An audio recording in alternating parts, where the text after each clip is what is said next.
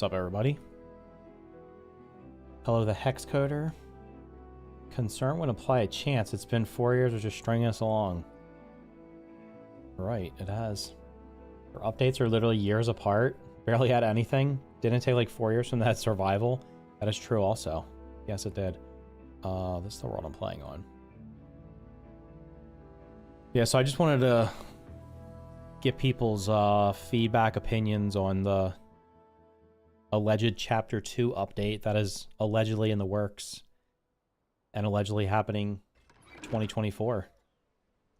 And while I do that, I'm gonna... This is the world I have the most time on. I'm going to... I want to build some... I'm basically gonna build a farm to test something out for a video. We're like 2028. Yeah, I'm gonna be honest. I started playing this again like a month ago. When did I start post? I guess the beginning of September. And I was like, okay, I haven't played this in a while. And I was excited to play it. Then I tried out Fant Mod. Did that for a little bit. And then I was like, yeah, I've already done everything again. And I just don't, I don't know. I'm kind of losing motivation to put a bunch of time into it. Because I was like, maybe I'll just play it for a couple weeks and then they'll just secretly drop the update. And that has not happened. Looking for scrap metal. I hope I have some.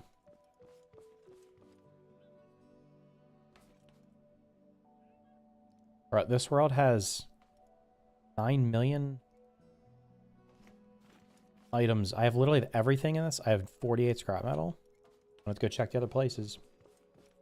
I hope the new bots don't prevent things like rail networks.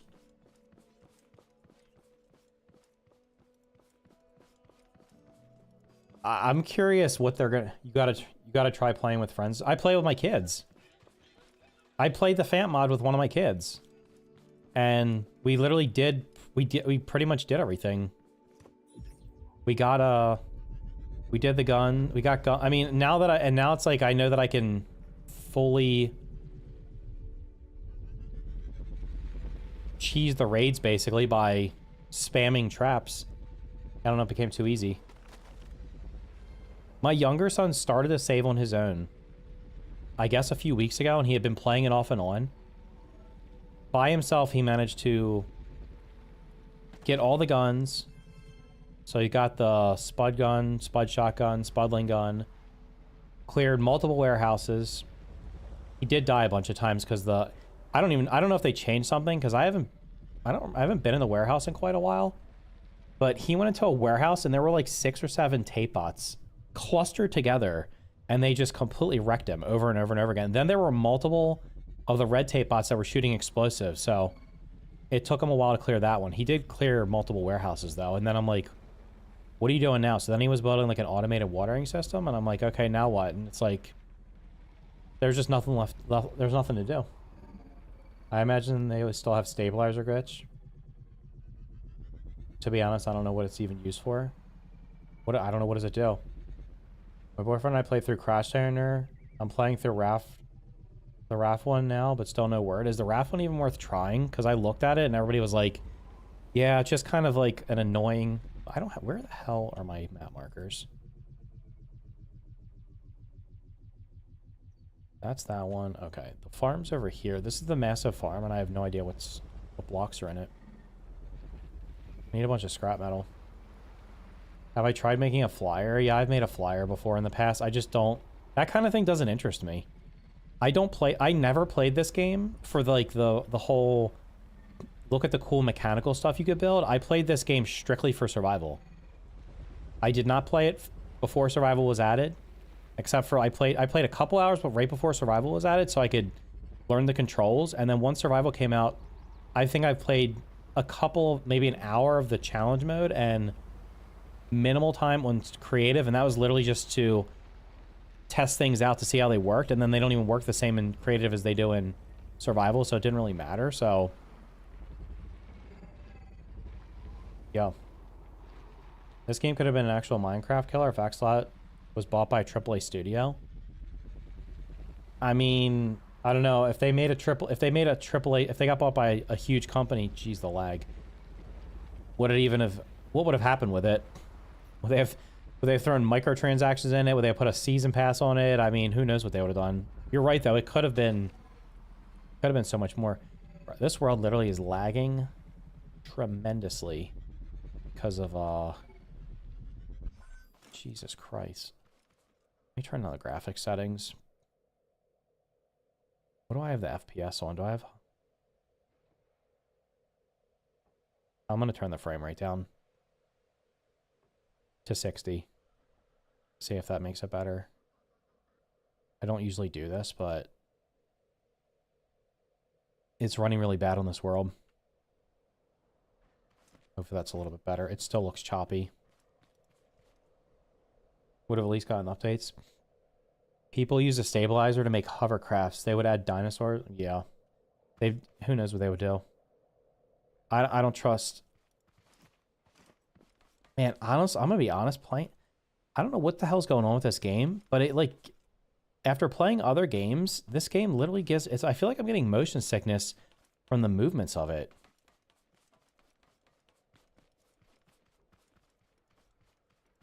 Your Twitch was frozen. Well, you won't get ads on YouTube, so you can have a ad-free experience on YouTube. Do I have any... There's no way that I have no scrap metal anywhere.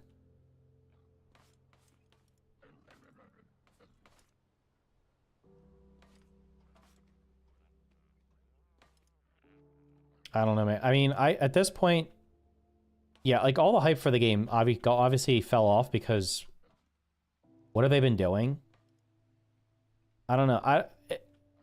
All I know is it must be nice to have... It must be nice to have a job. The scrap mechanic dad is back. I'm gonna be honest, like 10 minutes before I was supposed to stream today, I was like, maybe I'll just cancel it because I don't even feel... I was like, I don't even know if I want to play or even talk about it. But then I opened up the YouTube thing and people were sitting there waiting. So I was like, okay, if there's people that want to talk, then I'll get... I'll talk with some people. I need to kill you. This dude's breaking my concrete blocks, jerk. But yeah, I don't know what it is. Playing this game, the movement of it now just feels... Something feels off about it. The raft mod is okay. There are a few quests. You build up a raft boat. Bots, POIs, and warehouse, but it's a very small mod. So I'll beat it in a couple of hours. After clearing all the warehouses, I built a railguide, delivery truck for packing trader runs. So you're basically doing... You could also play... You could just play... Whatchamacallit? Satisfactory. And actually have your own factory game. Because everybody was like, oh, I was like, what's the point? What's the point of the Fant mod? Because it literally just takes all of the grind out of the survival and makes the survival easier. And it's like, oh, you can just automate stuff. And I'm like, but I don't... Oh, shoot. It's like, I don't really want to do that. Why am I shooting them? I literally have a gun. And infinite ammo. Jeez. I don't know what... It could have been pretty good if the game... If Axolot had their head out of their asses a long time ago and stuck with it.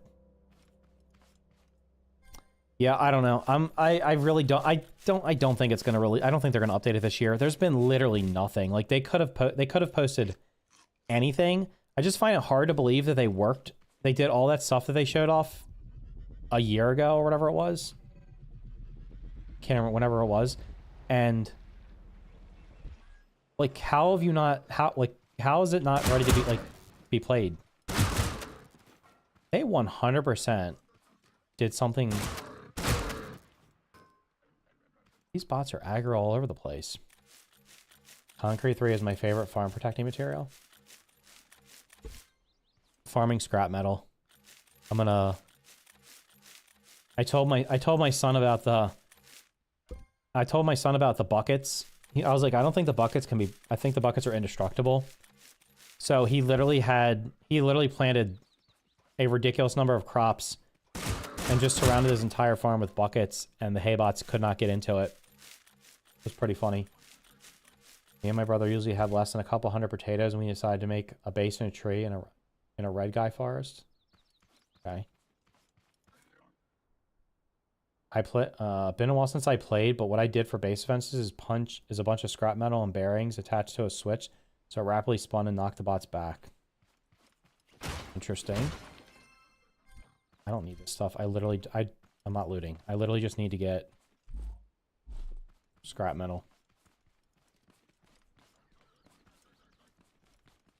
So wait, what? Like, aside from the fact that none of us believe that the game's actually going to be updated in the next 3 months, I am actually curious of what people's what are your concerns? Because I kind of have like a list of concerns. I'm probably gonna make a video on my concern. Like, did I already make a video on my concerns? I made a video of things I want to say, but I think I'm literally trying. I have like a long list of things that I'm concerned about. 3 months, game won't be updated in the next 3 years.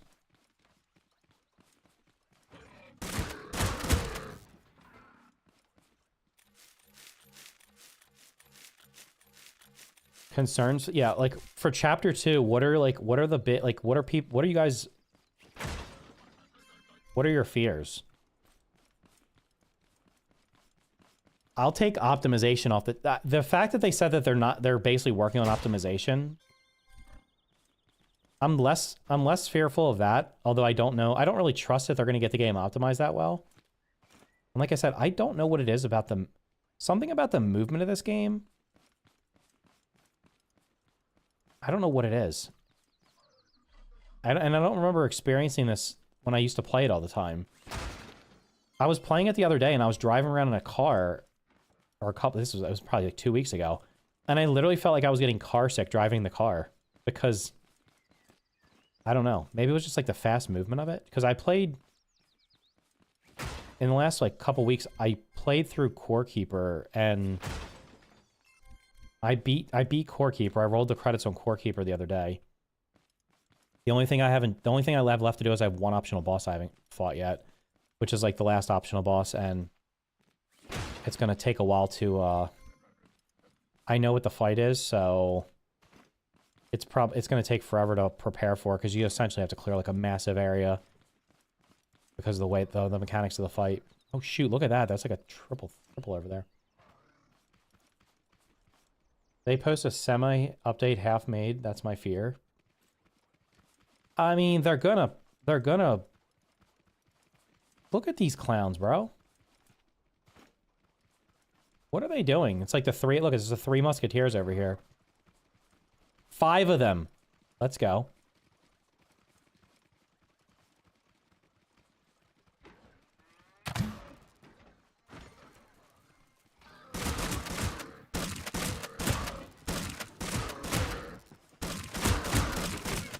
This is why I don't play FPS games, by the way. I can't even kill a robot. Agreed, it won't happen in 2024. Yeah, I mean, I literally just stopped paying attention to this game for like a couple years. And then I came back and I was like, oh, they're going to finish the game this year. Anyway. I mean, it's been how long since we had a major update? There's been no major update for Survival. Survival came out. They added a chemical container. They added the oil ponds. They added cotton seeds. And then at some point they put a tutorial in at the beginning, which was like the placeholder for the quest system, I think. And the hell happened with that scope? And other than that, there's been literally no major updates. It's crazy that I used to get mad when I played Grounded and they were doing like monthly updates. I was like, this is awesome. Then they went to quarterly updates and I was like, this sucks. And then they went to like updates like every 4 to 5 months. And I was like, this is awful. And then I come back to this game. I'm like, wait, this game literally has not had an update. I stopped playing this. Grounded released into early access, was in early access for 2.5 years, got I don't know how many updates, and has been fully released and out for more than a year, and this game is still in early access. That's how crazy it's been.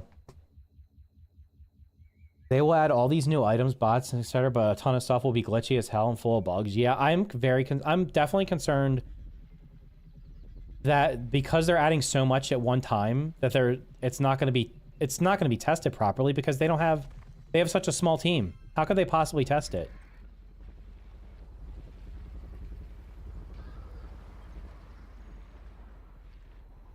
Bro, this world, because of this, I gotta stay away from this farm. It's literally dropping frames because of this farm. I only came over here to see if there was scrap metal, which there was not, so I'll avoid coming back over here. And considering it's taken 3 years for this one update, I can't even imagine how long it will take to fix the bugs on all the new items. Yeah, I don't know. I'm super concerned about the... I'm concerned that there's going to be massive bugs and glitches. Are they going to fix all the existing... Like, are they going to fix the fact that you just slide all over the place because there's no... Nothing... It feels like you're driving on, like, black ice. Are they going to fix that? Are they going to fix... I mean, I guess I have some stuff over... That farm over there's a lot of stuff there, but there's not a lot of moving parts. There's literally just a watering system on both sides. And that's it. And because all that's over there, it's like, it's lagging. It's like just killing frames. I'm very concerned about balance. Add solution, add feat. No, this is the fact that they've even updated anything for creative or challenge mode in the last couple of years is ridiculous. Like, nobody's playing those modes. Go look at the player count on Steam. Nobody's playing those modes. They never have. There was like 1,000 people playing this game before Survival came out. And then there's been a little bit more since Survival came out, but it's down to, I checked the other day, it was like 1,500 average players. They could add a million things to creative in this game. Nobody's playing. People don't generally play games for creative. You go in creative and mess around. Now, maybe you just want to build something, fine. But this game, the only chance this game ever had of being like blowing up and popping off was for Survival, which is exactly what happened when Survival came out. When are you teaching Excel use? I don't know, maybe soon. Wait, you're not getting hit by the hurricane, are you? Is the hurricane going I think it's probably going too east for you, right? Hopefully.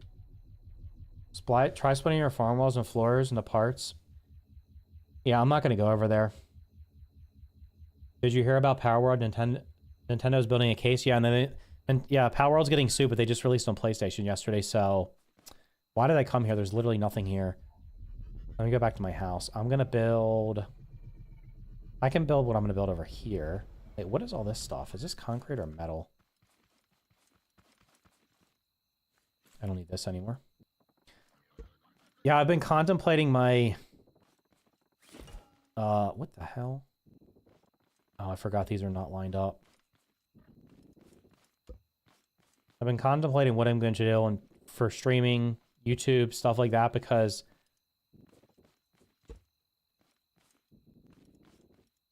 just streaming video games is fine. Like, if it's fine if you're streaming like a super popular video game, but when you're playing like a niche game like this, it's I don't know. People just don't. Nobody cares about this game, except for the people that are here. And I've seen the same names here on a consistent basis since I started streaming this. Literally nobody cares about this game right now. Now, if it actually got its update in the next... If the update came out, that'd be great. Because then people would care about it. But I love when you do graphs, charts, numbers in Excel. So you want me to... So essentially what I should do is I should stop making content on video games. Just do that kind of stuff. I have actually thought... I've put thought into doing that. Interestingly enough, this week I saw that... What was it? Like, the lady was named... Was it the Skyrim Grandma or something?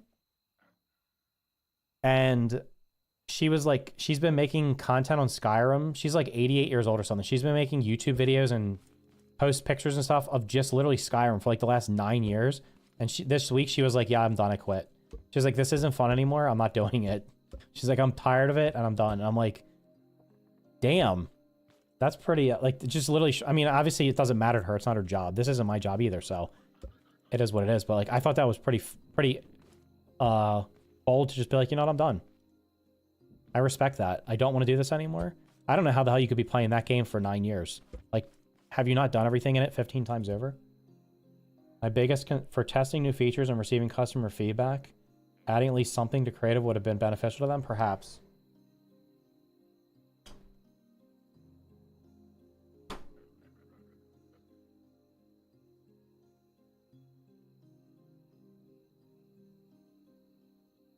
Sorry, I had to cover the vent. The air conditioner decided to turn on. What do you think they could add? Hold on, let me go back and catch up. I was literally ranting for a second.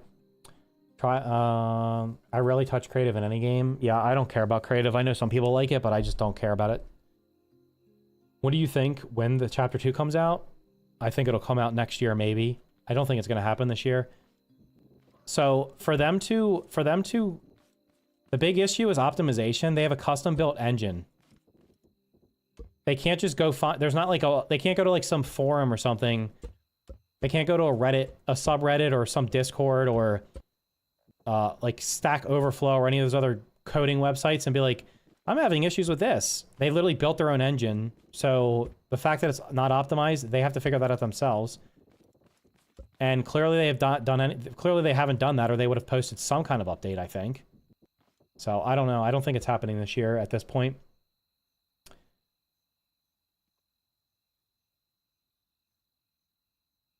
I get the missing off it. Wait, kinda? I don't know what that, I didn't get that.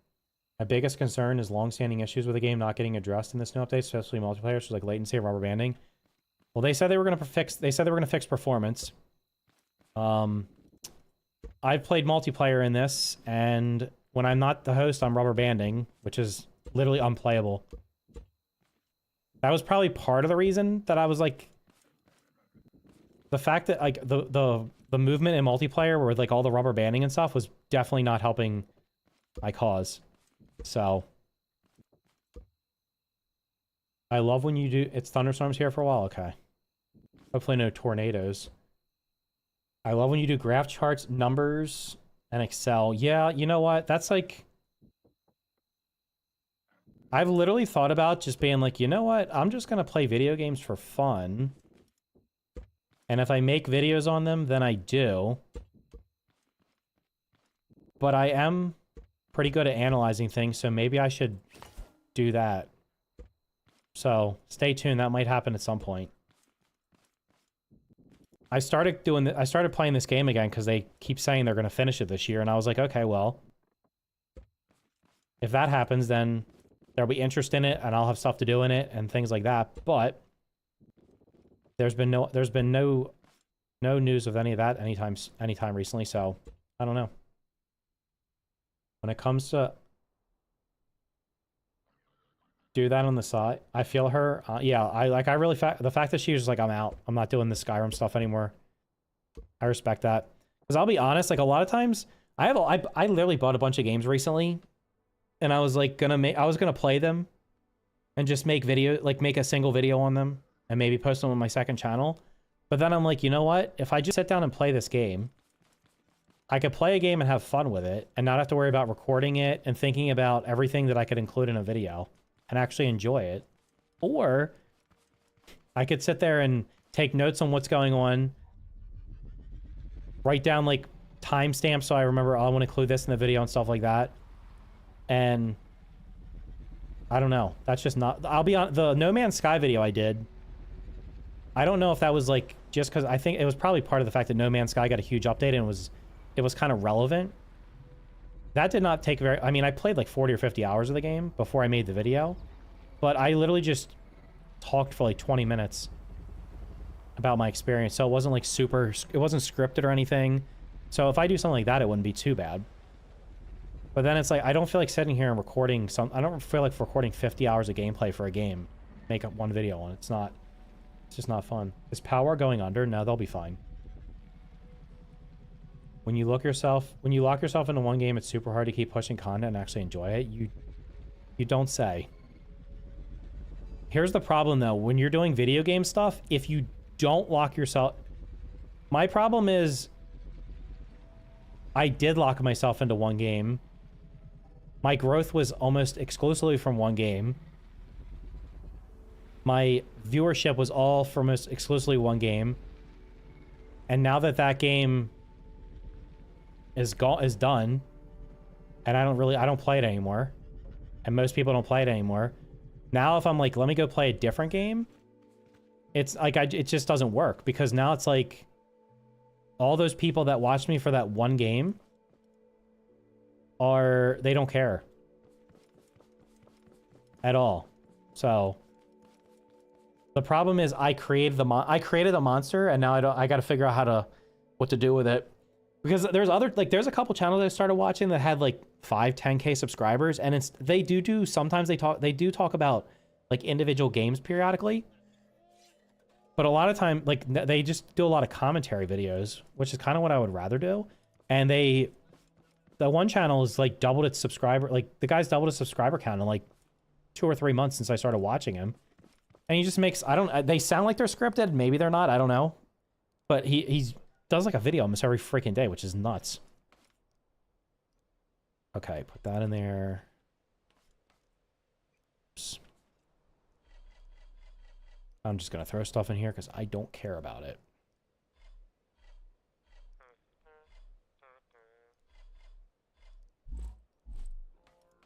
What game? My biggest fear is Axolot will continue to be quiet about Scrap Mechanic. Yeah, I don't know. I had like this. I was like, I'm gonna be positive about this, and I think they're gonna do something, and then nothing's happened. There's been no updates. I check their Twitter every day. I open up Steam every day. I see no updates. Not even anything. People still commenting on their last Twitter post, and they've not responded to any of it from what I've seen. So it's almost like they have no incentive to release it, because I don't know if like they know that if they release it, how many of these can I make?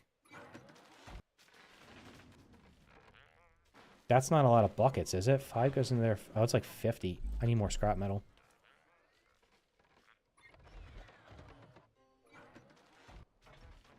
What game gets finished since the early 2000s? Raft? Yeah, Raft took like 4 years. What, 3 or 4 years to finish? And it was like a 20-hour game. You also told them to unfollow you at one point? Yeah, I did lose 1,000 subscribers in like the course of like a month once. Because I told people to... Well, I mean, like I said, I wish I could just press a button and unsub people from me. Because if you're not going to watch somebody, you shouldn't be subscribed to them. Because then when you get recommended their videos and don't watch them, it just hurts the videos. So like when I post videos on this... They get decent viewership, considering there's like very little interest in this game right now, but they get hurt in the algorithm, I think, because most of my subscribers don't watch the videos I post on this. But they all have, like, if the videos I post on this have like 95 to 100% like ratios, there's some comments on them, but the fact that they get so little views is because, I mean, there's very little interest in the game right now. But also because all my subscribers that it gets sent to don't watch it, and then YouTube's like, this is not a video people want to watch. For me, I discover people do to specific games, but end up sticking around because of the people themselves. Like some of my favorites are Smitty, Zany, Soviet, Wombi. They do multiple. Yeah, they've built their channel around that. I mean, I could try to do that, but it's like, I don't know. I always say I don't want to get stuck on one game, but ultimately I would rather I wish I could find a game that I could play and actually like playing it and stream it and make videos on it that people want to watch and not get bored of it. And there's just no game. There's literally, I look at my wish list. I'm like, there is nothing on my wish list. There's nothing in my library. There's nothing I see coming out in the near future that I'm like, yeah, I'll play that. I would play that game for insert X amount of time. I just don't see it happening. I have a chest down here. What? Oh, I can use that for the farm. Okay. Do I have another chest? Can I make a chest?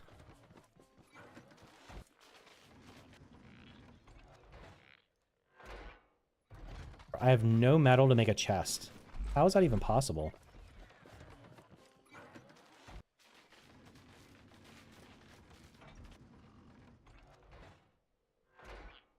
If it weren't for Multiplayer Monday, I'd probably forget this game existed. Yeah, like that was the thing. I saw those guys were still getting pretty good views on this game. So I was like, well, they're still, if they're getting 50 to 100,000 views on videos, then there must be somebody still interested in it, so that there's some people still watching. And I don't know. I've never watched any of those videos. You did say if you're only here for grounded, unsub. Yeah, I did say that. And I meant it.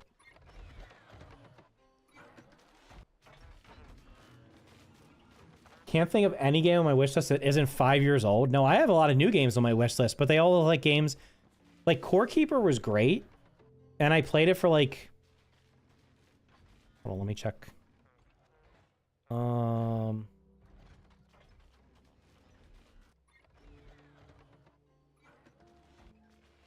I played like 60 hours of Core Keeper recently in the last couple, like in the last month or so.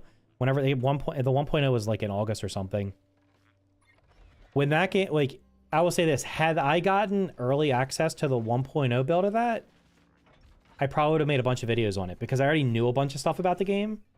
And I liked figuring out different things like the mob farms and now they have a bunch, like it has like, they have a bunch of new armors and stuff like that. And they added the magic and summoning to the game.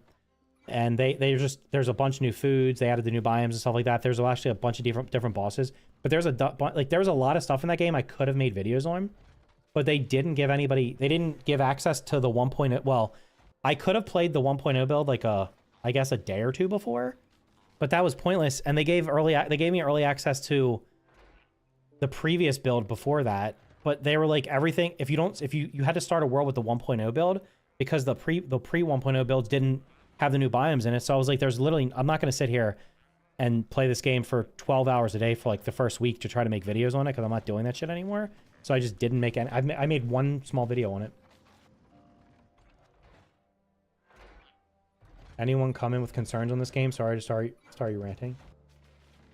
Oh, there's been a couple concerns. I don't know.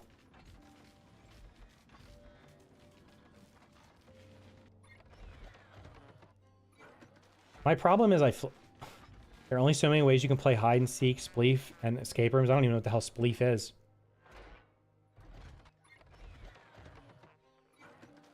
There, you could play a game for a bit, then rate the game. I've been doing, and then is it worth buying like a smash or pass? Swipe right or swipe left on this game? I have done that with I've done that with some games. Like first impression videos do okay. Sometimes. Depends on the game. Ultimately, it comes down to the problem with that. The problem with that is you have to get people that are interested in a lot of different games, which I know there's a lot of people that are, right? But on YouTube, it's like I feel like a lot of people watch somebody for one thing, and when you don't do that one thing, then they don't care anymore. I'm gonna throw these seeds away because I do not want them.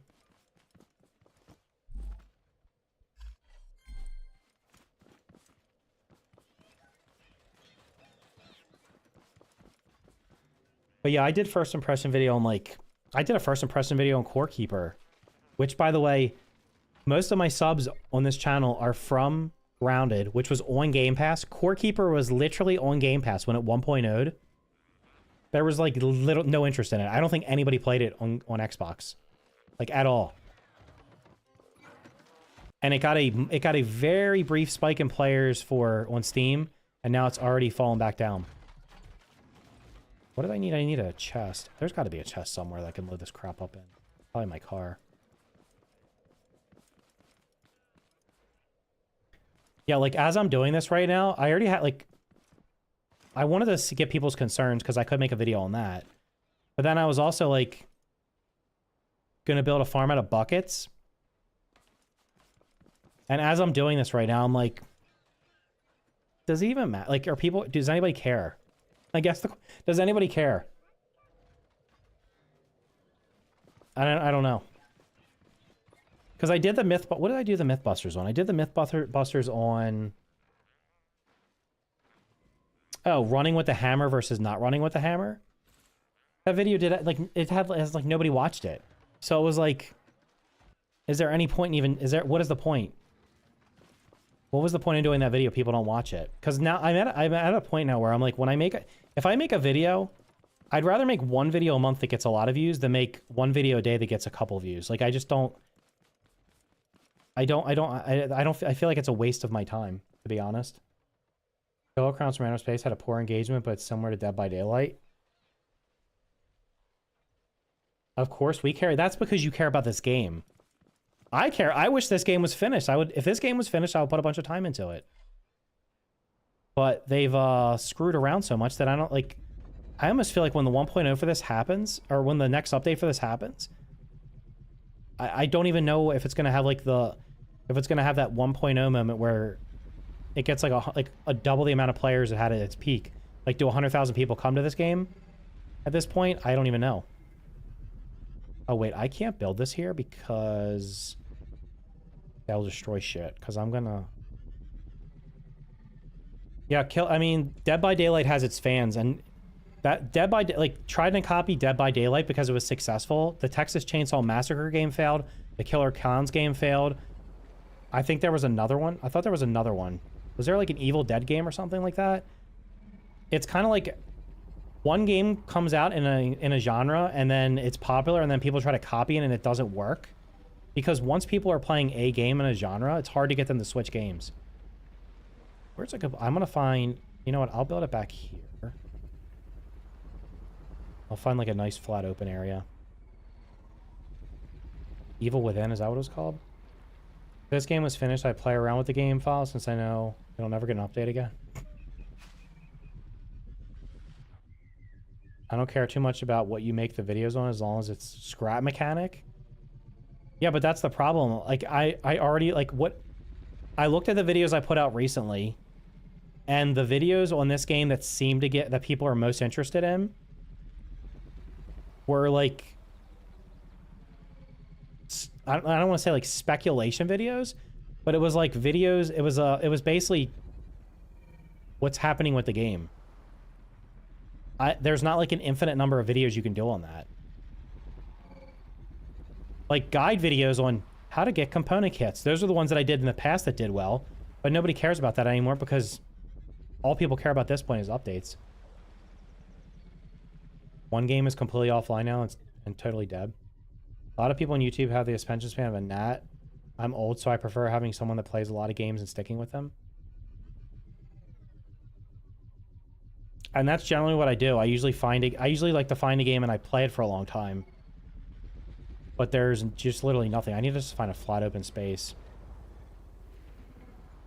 Killer Clowns look better than Dead by Daylight.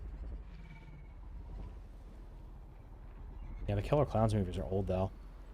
Is it better to only play 2 to 3 games on a channel or have a wide variety like most do? Okay, if you see a channel that has a wide variety of games and they're actually getting views, it's because they have a ridiculous number of subscribers. If you have a small channel and you're jumping around from game to game to game to game, unless you're doing something unique, like, I don't know.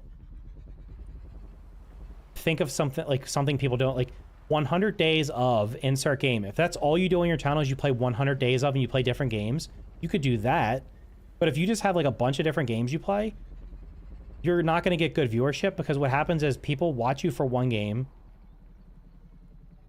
and then when you play a different game, the people that watch you for the other game, a large portion of them are not going to watch the other game. So if you're doing 2 or 3 or 4 or 5 different games on a small channel, you're like just fragmenting your small audience, and it's going to kill you because none of your videos are going to do well unless they get picked up in the algorithm for like a search term or something or whatever. And then it's like, even that can be bad because if you have a video pop off, like one video that just pops off, and then you don't have any other videos like that, or the next 10 videos you put out don't interest any of those new people, it just kills all your momentum as well. It's just hard. What happened to Hightail? Oh, Hightail was another game that was on my list of that looks like a game I could play for a long time, and then it just, there's been no news of it. At this point, Hightail is like, even when it comes out, I don't think people are going to care. This is pretty flat. I have guns.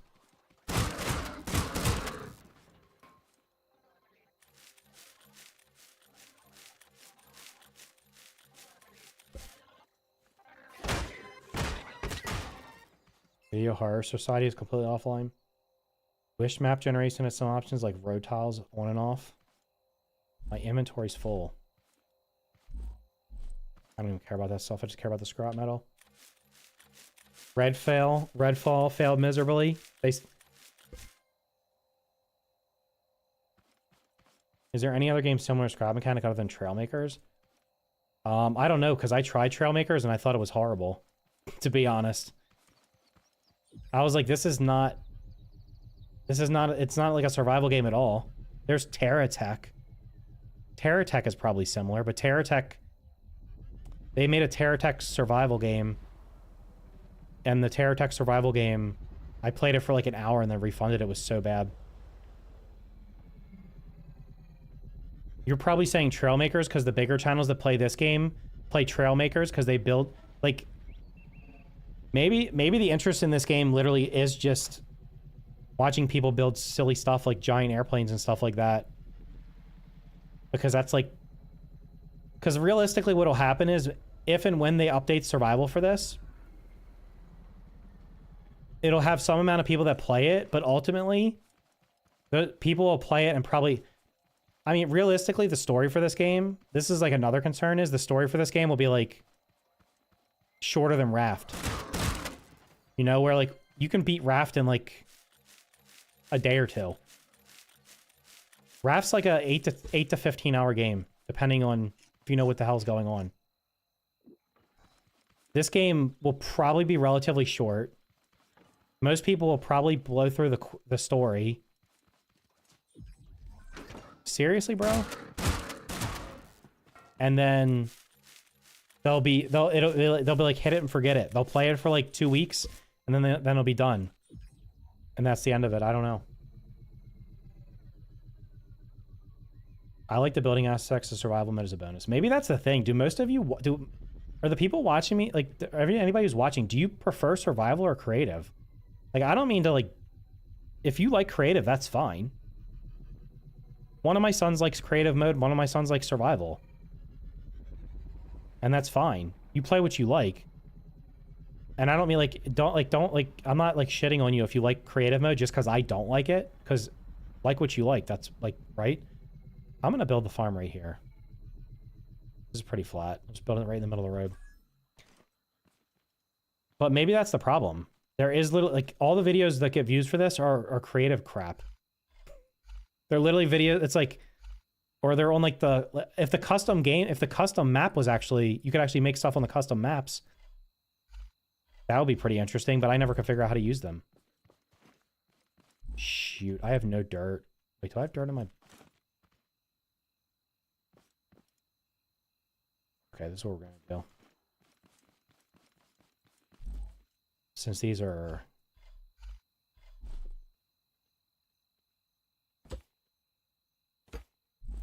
Oh, maybe I'll just do this. I don't even need walls, right?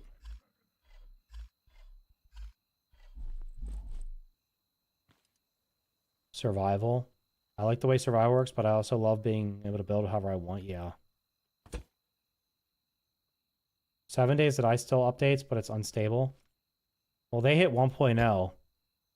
So theoretically, it should be finished now. But it'll probably still get updates. I prefer survival only because building what you want feels more rewarding. That's the reason I like this game so much, was because instead of building just being cosmetic, it was like I actually can build a base and defend it and build my own traps instead of having pre-selected traps. Like the traps in Fant mod were pretty cool looking, but you just place the traps. You didn't have to build, like building my own traps feels so much more rewarding.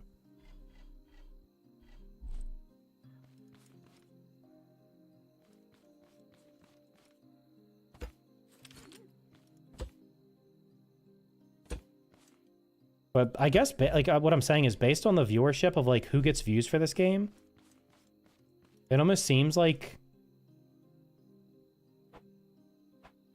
the majority of views are on on creative mode. Am I wrong? Of my 800 hours, 90% of it is survival. Yeah. Well, that's the same for me. I'm coming up on 1,000 hours. Well, 900 hours. I've been in creative once. I literally went in creative for a couple hours right before this game came out to test. I was like, let me figure out how everything works together. And, yeah.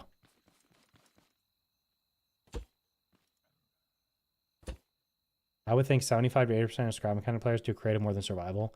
Yeah, I think that's the problem.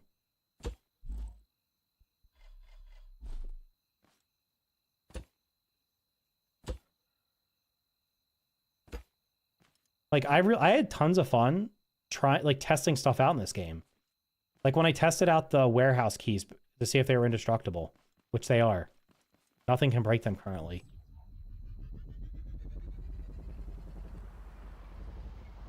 I like figuring things out in games.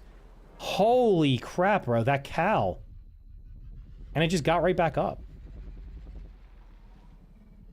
The problem is with a lot of games, especially like early access games, there's literally a wiki that has everything on it. Duckside came out, yeah, I saw that. It looked pretty interesting, and then I think it got, does it have, are the reviews like mixed? Duckside's like a survival, it's like Rust except you play as a duck. And it's only like $15. I'll have to check and see how many people are playing it. When it comes to testing designs or building assets for the workshop, I go to creative.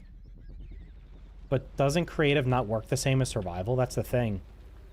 Like, if you're into building cool mechanical stuff, like, oh, I built a mech, or I actually built a working engine, or whatever, that's awesome.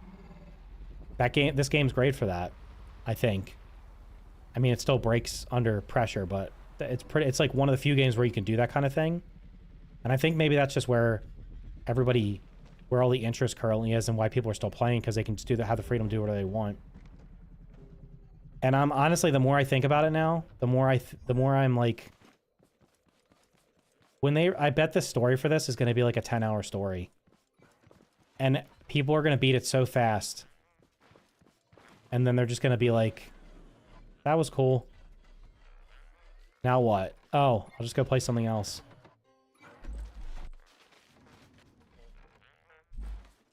This thing's still going.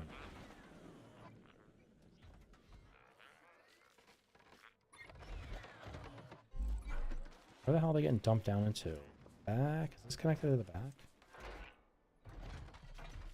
Millions of buckets. Buckets for me. The cows are always so funny when you accidentally hit them, and yeah, I've never had that happen where my car spun around in a circle. So the grind for Matt, Scrap Mechanic wins. I can be forester and only focus on cutting trees, or any occupation I want to run as a theme. And the parts list make it doable. Even the raft mechanic and Crash Center story was super short. All right, you got to go do some chores. All right, well, look, maybe I'll do a stream on. Maybe I'll do a spreadsheet stream or something. I jokingly told my kids, I was like, I'm just going to make a video game called Spreadsheet or Spreadsheet Simulator. Because there's a simulator game on everything. And I guarantee you there's enough nerdy people out there that will play that. What game do you main? I main Spreadsheet Simulator. Yeah, the Crashlanders mod was fun until the last quest. And then I was like, I'm not doing this because it was so grindy. But overall, it was pretty fun. The only problem was, like a lot of... It's almost like the Fant mod. You basically... Well, the Fant mod, I guess you still do. You can farm. But, like, the Crashlander mod was like... The Crashlander mod was like the Valheim adventure map. It used this game as a foundation. It used the game as a foundation. But basically, everything I liked about the game was made irrelevant because I didn't have to do any of it. Like, I literally didn't... I didn't have to build a farm or anything, or a base, or grow any crops or anything in the Crashlander mod. I don't think. Maybe you grew a couple crops, but it was like the whole premise of the game was different. Don't really need that. The last Crashlander quest was building was it a rocket or something? All I know was when I looked at how I started calculating how many resources I was going to need and how long it was going to take me to gather all of them, and I literally just said, "F this, I'm done." It was like I felt like it was insulting my... It wasn't respecting my time. Everything up to that point was pretty decent. But I got to that one and I was like, this is over. Do I have bullets in here? Yes.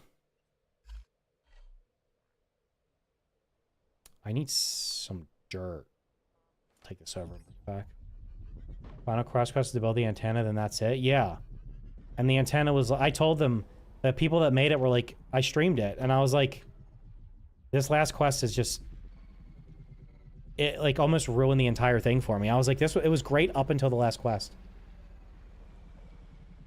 Yeah, it was just silly. But, and then when I looked at the raft mechanic mod, I'm like... Okay, if this is like a 10-hour... If it's like a 10-hour game... I've already played Raft, which was okay. If it's just like a 5 to 10 hour story and it's not using any of the mechanics from the actual game, do I even want to waste my time playing it? And I'm like, eh. I mean, maybe I'll play it at some point, but I don't know if it's even worth it. Crosslander has very few POIs, no reason to explore. Most of the map is wasted space. Most of the quests are simple fetch quests and very quickly and abruptly. I like the quest where it was like repair the guy's house or something. At least that was something different. But yes, go get me 10 of this and bring it back. Go all the way back to your house, get something, and go all the way back across the map to give these guys the side quests. Yeah. I didn't do all the side quests either. I eventually got to a point where I was like, what am I getting out of doing these? It's just not worth it.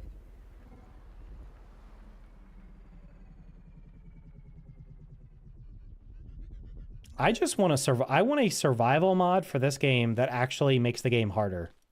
Or more real. Like, give me the Crashlander mod quest system. Like, a quest system. While making the game challenging. Instead of whatever the hell, like, instead of it just being here's a like, the Fant mod literally just removes all the survival. Fant mod is great. It just removes all the survival aspects. Everything I like about the game. I can literally just get infinite of everything so quickly. I don't have to farm any resources. I can go tear down a produce stand, put it through the recycler, and now I never have to cut down a tree. I don't have to kill any scrap bot or hay bots. Go break a couple crates to get component kits, but then eventually you can craft your own component kits. So that becomes trivial at that point too, so. And the Crashlander mod was essentially the same thing. It was like, it didn't really feel like a survival game. It was like an adventure game.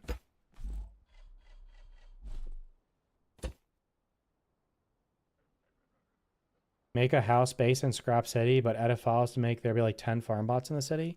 But I've already killed 100 farm bots. You can also fully cheese them. So it's like, at what point does that become... I don't know. My top 2 survival now are Aska and Power. I like the monster capturing Power in the building in Aska. Bro, I got a... This was ridiculous. I got a review copy of Aska like 2 weeks before the game came out. And I don't remember what came out around the same time. Something else happened around the same time. Maybe it was a Diablo 4 season or something that I played, because I did play one of the recent Diablo 4 seasons. And the expansion for that comes out in like 2 weeks. Which I'll probably just do the story and then not do anything else, because I don't really... kind of gotten... That game's just gotten very boring at this point. To me, it's like the same shit over and over again. But I had the review copy for Aska, and I just didn't get around to playing it or making a video on it, because I played the demo and it was pretty decent. It does have like colony sim in it, which I'm not really a huge fan of, that kind of game. So I didn't make a video on it and didn't even play it at all. And then one day it was just gone from my library. I think the developers revoked the key from me because I didn't cover it, and I was like, whatever. Power World, there's a lot of stuff to do, but Power World, I don't know. Power World just gets, it's fun. I'll probably just wait till it's finished. I do like, yeah, well, Valheim's infinitely better than any of those games, but Valheim doesn't get updated either. I do like that it has different enemies, NPCs, and different blocks to build, and quests are a nice change, but it needs more. Yeah, the different, like breaking the rock and getting copper and stuff in the Crashlander had a lot of good things in it, but it also, I'm actually a bot. I literally could have just carried this over there. But it also had, it didn't take advantage of the actual game mechanics. I want a survival mod for this that adds on to the game, like adding quests, adding more resources, that kind of thing, while also, and then making the survival actually survival. The survival in this feels really, it feels like way too easy. Have you done much of any multiplayer challenges with people? Like, no. I don't know any of them, and I don't know that I would stick around with the game long enough to, I don't know. No.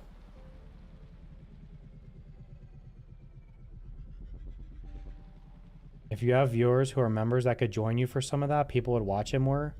No, they wouldn't. If you have viewers that are members, okay, well, as you can see from the chat on YouTube, not one person on YouTube is a channel member. Because people on YouTube generally don't, they generally do not hit the join button. I've tried to come up with incentives for stuff for members, subs. Oh, if I get this many, we'll start a server for something, but people usually don't stick around long enough. Like, I remember V Rising came out, and a friend and I had a server for V Rising for all of our Twitch subs and channel members. Like 3 people joined, and then they quit after like not that long. All these people were like, yeah, I'm interested. Also, this game, I used to watch somebody that streamed this game a long time ago on Twitch. They'd let everybody who, it was just anybody who followed their channel on Twitch, they would let them join the world. The game was like running at like 5 FPS because there were like 20 people in it, all of which were like, I think they were all like kids, and they were just building all kinds of stupid, crazy crap. And it was like, the game was, it was like almost unwatchable. I need to build like 2 blocks in.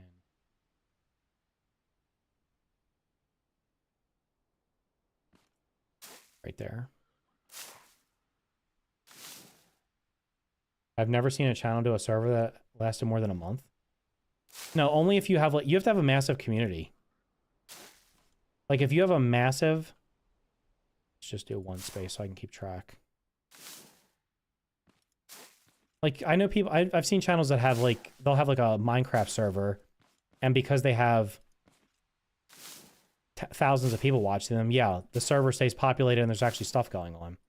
Although I'm not sure how anybody can maintain a Minecraft server, because years ago I played Minecraft on stream a little bit, and I had like 3 or 4 people that watched me, maybe 5, in the server. And within like 2 streams, everything was automated. There was like an automatic XP farm for Enderman. Literally just stand there and just swing the sword and get like infinite XP. There was like a automatic farm for like all the food and stuff like that. It was ridiculous. Like people know how to automate everything in that game. So it's like, how the hell do you do anything remotely new and interesting? Fun fact, I've never actually beat Minecraft. I've never killed the Ender Dragon. Maybe that's something I could do. Because on that world, I was like, okay, well, I'll go beat the Ender Dragon, and then somebody did it by themselves. And I was like, I'm done. Like, I can't play this anymore.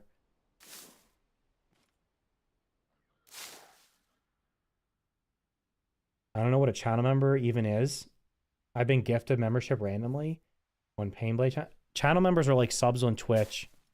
You pay money to support the channel. But the culture on YouTube does not, it just doesn't support that, because people are conditioned to just watching and not doing that. And you'll find that for the most part, the only channels on YouTube that get a lot of channel memberships are ones that previously streamed on Twitch. And it's because a lot of the people came over with them.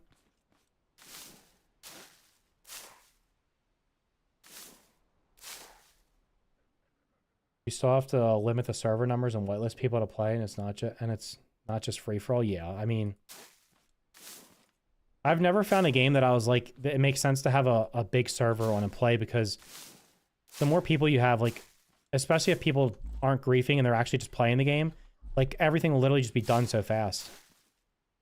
Like the Minecraft server, I turned it on and I'm like, open up a chest in my little house, and literally I have infinite food, infinite of every resource, and I'm like, so basically I have nothing to, like, somebody basically did everything for me. And I was like, well, that was nice of you, but like now I don't have anything to do myself. Have you tried the game Colony Survival? Well, Minecraft within like, what's that? That's 100. That's probably enough. That should be enough. 100 crops. If I plant 100 blueberries and 100, what's the max raid? If I plant 100 broccoli and pineapple, I should get triple farm bots.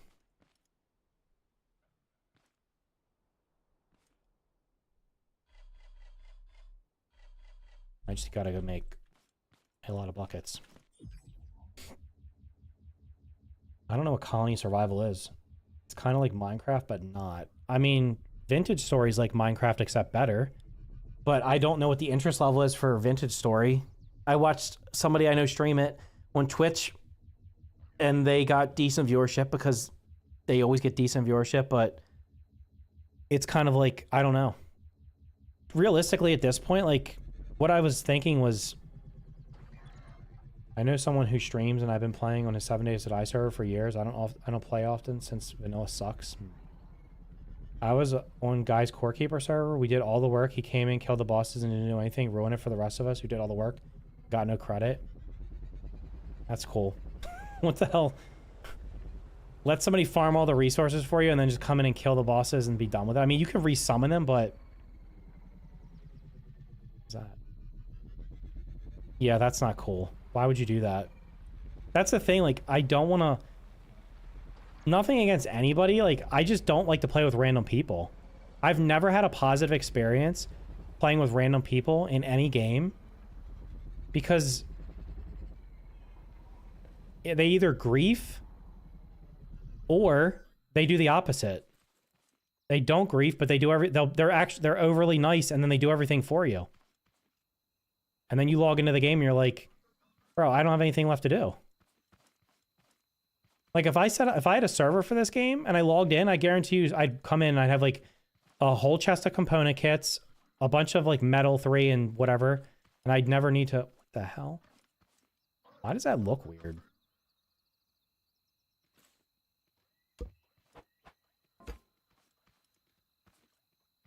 Aren't they supposed to be orange? I thought they were completely orange. Am I going crazy here? I'm literally not even going to loot the crates because I don't need anything out of them. Why is that one's texture weird?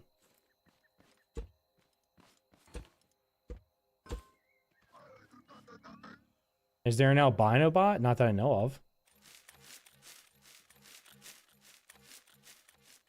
The game that I had the most randoms in was Fortnite Save the World. And what would happen is, let random people join. They'd play with you. Bro, there's something weird about this. What the hell is going on? Did they, like, rust or something?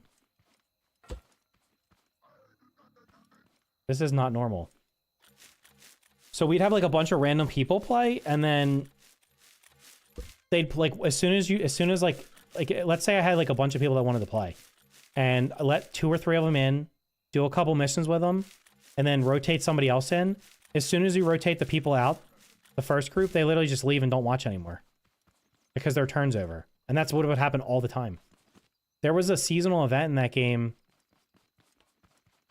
where a friend and I, it was like it was a 45-minute, you had to do 45 minutes of like a 2-hour mission to unlock something.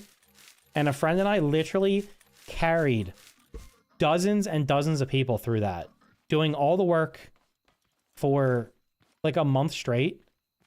Every one of those people that we helped, as soon as they got what they wanted, they dipped out and never came back. And I was like, this is ridiculous.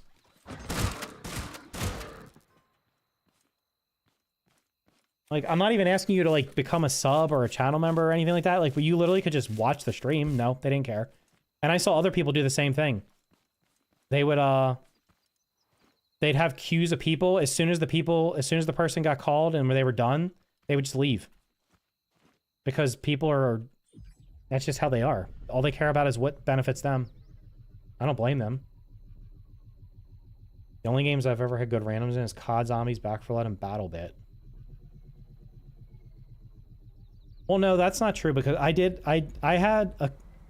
Now, I haven't played with any of them recently, but Fortnite Save the World, I had like a group of people. Well, this is where it became even worse because when I streamed Fortnite Save the World, after like the first month or two, I had like a full group. Well, maybe it was a little bit longer.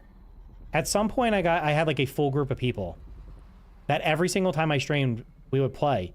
So then people would come in and they wouldn't be able to play with me because I already had a full group, and I was certainly not kicking out the people that I was playing with because they actually knew what the hell they were doing, and it was much more fun. But then that literally killed my viewership because that game was literally built around letting random people join you. That's where all the viewership for that game came. And me, I was like, no, I don't want to play with people I don't know. And then they would get mad. So like literally every game I had somebody come in here the other day for this game and be like, can I join you? I'm like, I'm playing by myself. No. Why? I don't know who you are. Why would I let some random person join my world? Absolutely not.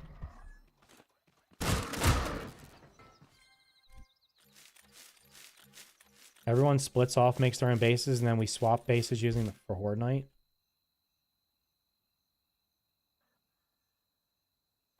I mean, that's if you find a group of people, like, this is the thing, you have to find, if you can find a group of mature people that actually are playing the game to have fun and they're not just playing it because they want to be on a stream or they want attention, then that's fine. Like, and that's like the people that I played Save the World with most of the time. They were similar age to me, maybe a little bit younger, but they were all like adults, and it wasn't like, it was, yeah, they were all adults, and it was like they actually played the game properly, and it was just more fun. We could do all the hard content in it instead of it being, why is there just random blocks here? Instead of it being a bunch of like 10-year-old Battle Royale, the little brats from Battle Royale that just wanted to be carried so they could get their V-Bucks so they could buy a skin in the store. There's this world. This world, unfortunately, does not have a ton of buildings nearby. I don't even know how much scrap metal do I? Fuck, I have 80 scrap metal? That's like... Jesus Christ, it's like 15 buckets? 16 buckets? I had substance with a group, and we all had our own houses, and then the server host reset it, and we were all building a single hotel base. That killed it for all of us.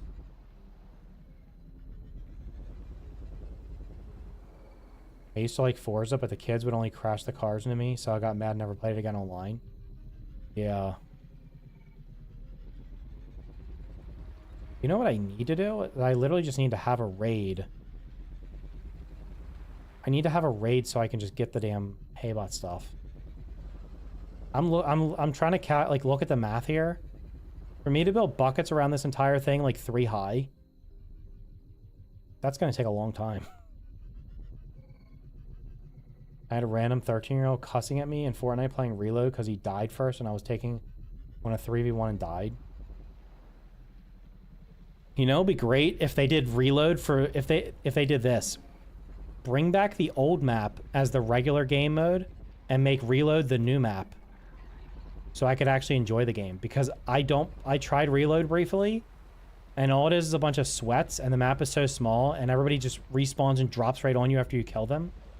And I was like, this is not fun. And the regular game mode has like superhero crap in it again, where people are flying with jetpacks and shooting green blobs at you or energy things or whatever. And I'm like, this is not the game that I liked, that I used to play. I just can't.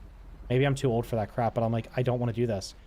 I just want to play no build with the original map and the original guns, or even with build, but get rid of turbo building so people aren't spamming like tower, like a Taj Mahal in front of you. The next season, I think, is supposed to be the original map, but I think they're going to do the same dumb thing they did last time and only have it in there for a month. So a bunch of people come back, play it for a month, and then quit again because they're too stupid to literally just have the original map with the original weapon set available at all times, which would definitely increase the player count. Yeah, I played Lego Fortnite for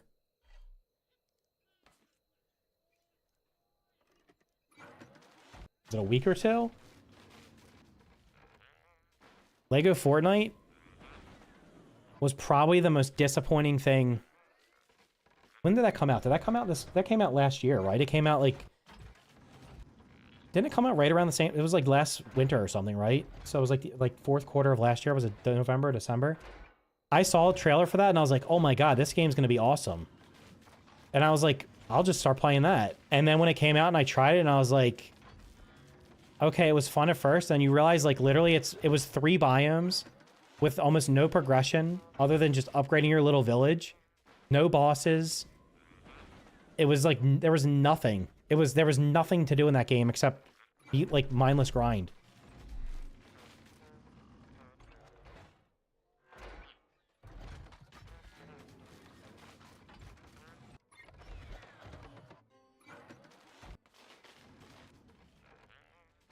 And then they just updated it, but I still don't think it was... I've just not seen anything in it that made me want to go back and play it again. I wish it was better. I wish they would have just updated it quickly. Like, if they would have given it, like, weekly updates or... Not weekly, monthly updates. And if it actually had, like... It had, like, a decent base, but it was, like a foundation for a game, but it just didn't have... There was no staying power to it. There was nothing in it, and people got bored of it real quick. It went from, like, 1 million players... I think it had... It definitely had 1 million. It might have had 2 million players. It had between, like, 1 and 2 million players. And then, like, within a month, it was already down, like, to 100,000. And now, like, if they put an update out, it might spike. But generally, it's got, like... At one point, it had less players than Save the World. Which was hilarious. I was like, bro, this game can't... Save the World's getting more... Save the World's gotten more updates than Lego Fortnite.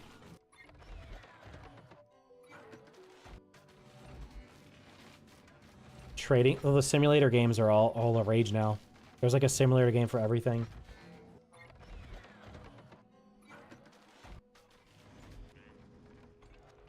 Yeah, I can't believe that. They dropped the ball with that. They seriously dropped the ball with that. They shouldn't even have released it when they did. I don't know why they did, because it just didn't have anything. And what the stuff that they had to all they're using it for is to sell in-game Lego sets for, like, obscene amounts of money too.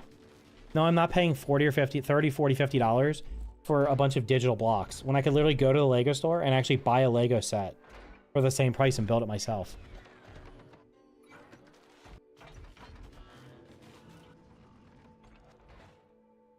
I remember player-driven markets. Yeah, I mean, Diablo 4 just always has, like, exploits, and what happens is, like, people get billions of gold, and then they're selling everything for billions of gold, and it becomes ridiculous. Like, gold literally becomes not even a resource. If you get one good weapon and one good item and sell it on the store, you're good for, like, the entire season. Unless you're stupid like them and also buying all the stuff. Wait, do I have a bunch of buckets lining a wall somewhere? I thought I had a bunch of buckets somewhere. Maybe those are the ones that I already had.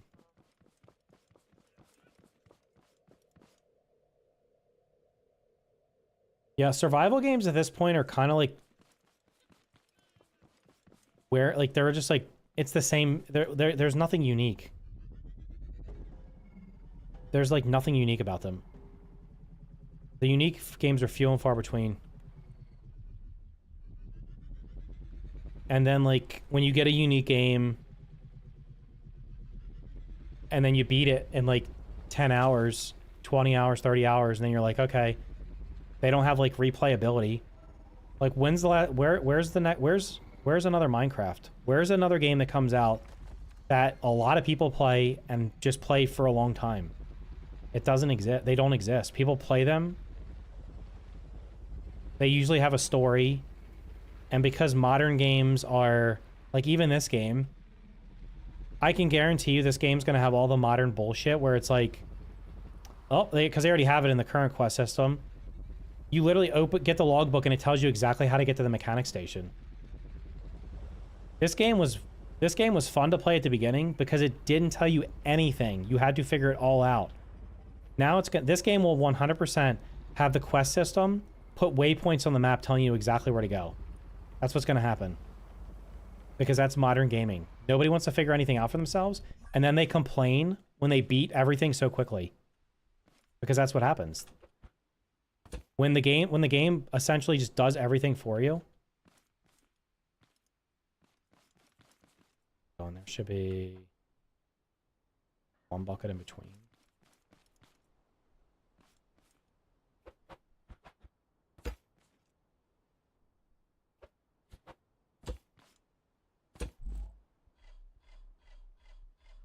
By the way, I don't think they're gonna. I will be shocked if they fix this. Here's a big concern for me. Because they made the bucket a quest item, they'll leave it in when the next update comes for this, they'll literally keep it indestructible so that you can just build it around your farm and never get attacked. Or never have to worry about getting attacked. That seems really far away. Shit, did I go one too many blocks?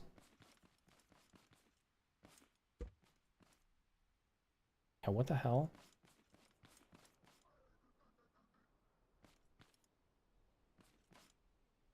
Why is that so far apart?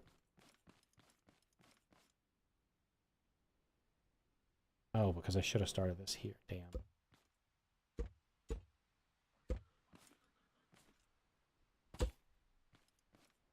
That doesn't look right either. Tell me these damn buckets. Are these buckets not square? That's not, maybe I'm just blind.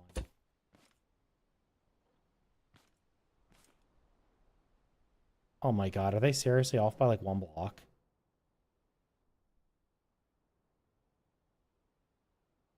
Okay, I'll literally just move it. It'll be easier, I'll just move the dirt.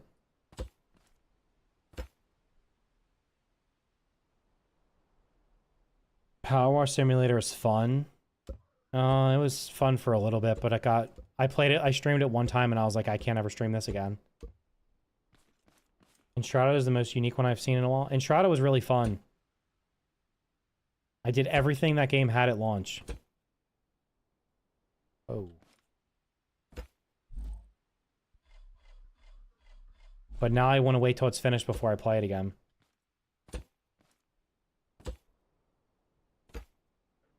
Never knew that about the buckets. Well, it wasn't, I think they did it when they added the tutorial. Because now apparently they are indestructible.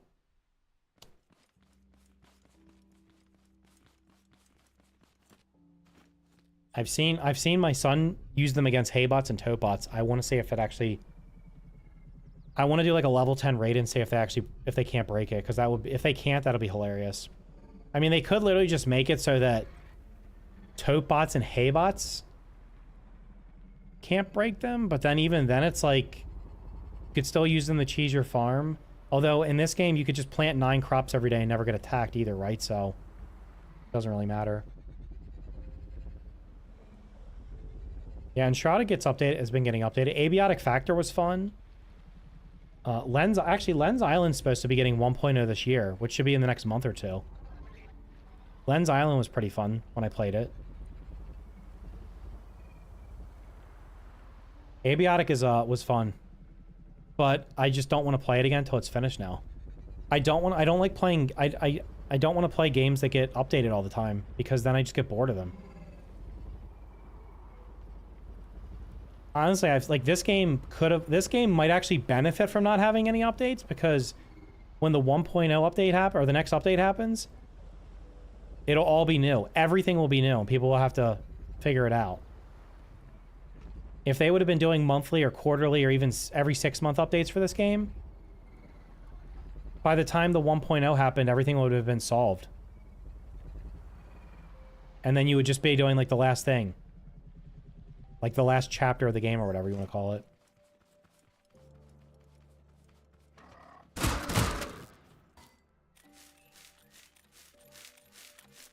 You have the playtest and enjoy it? Yeah, Abiotic Factor is fun. It's only like 20 bucks, isn't it? Or 25? I recommend it. But, like, I'm just... I don't know, man. The whole grounded experience kind of, like, opened my eyes to where I was like... I don't want to do... I can't do this. I can't play a game, and it... I can't play a game, even if it's getting monthly updates. It's fun to play while it's happening, but then the end product, it literally ruins the game. Because you know everything by the time it happened, by the time it gets finished. Shoot, wasn't there a big... Yeah, there's a big... Like, I enjoyed Core Keeper playing through it because I stopped playing, like, halfway through its early access. Maybe even a little before that. I think I played it... I think it came out in 20... Did it come out in 22? I played it for, like... I played through, like, when they added... I played up through the ocean biome. The sea, whatever the hell it's called. Sunken Sea. And then I didn't play. So when I played the 1.0, it had... They added the desert biome. They added the biome that's outside the desert biome. They added a bunch of bosses. They added Actually, they added a bunch of stuff at the beginning of the game too. They added a bunch of new armor sets and weapons and stuff like that. So there was just a ton of stuff in it.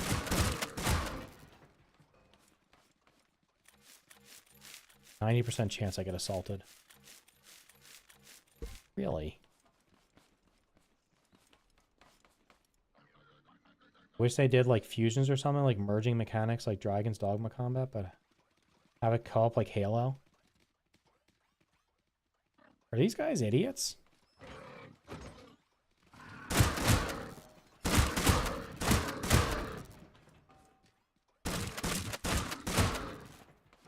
The hell's going on here? Why did they go around the other way? Interesting. The crystal mines are cool, and now it has magic and spellcasting skill, but I do love Core Keeper. I have a couple of minor gripes with Core Keeper. And it was one of the reasons that I stopped playing it, because my second channel, like, I started my second channel as a Core Keeper channel. And I got a ton of views for that game. But the one thing I did not like and still do not like about it is the RNG. I'll be looking for an item. Like, I'm okay with, like, a boss. If a boss drops an item and you have to farm a boss for it, I'm okay with that as long as it's, like, a reasonable drop rate. But, like, trying to find... I think I have, like, and I'm not somebody who generally cares about achievements, but if I can get if I can get all the achievements by just playing the game, or most of them by playing the game, and maybe I have to do like one or two that I'm like, okay, I have to put a little bit of extra effort into, then I'll just get them.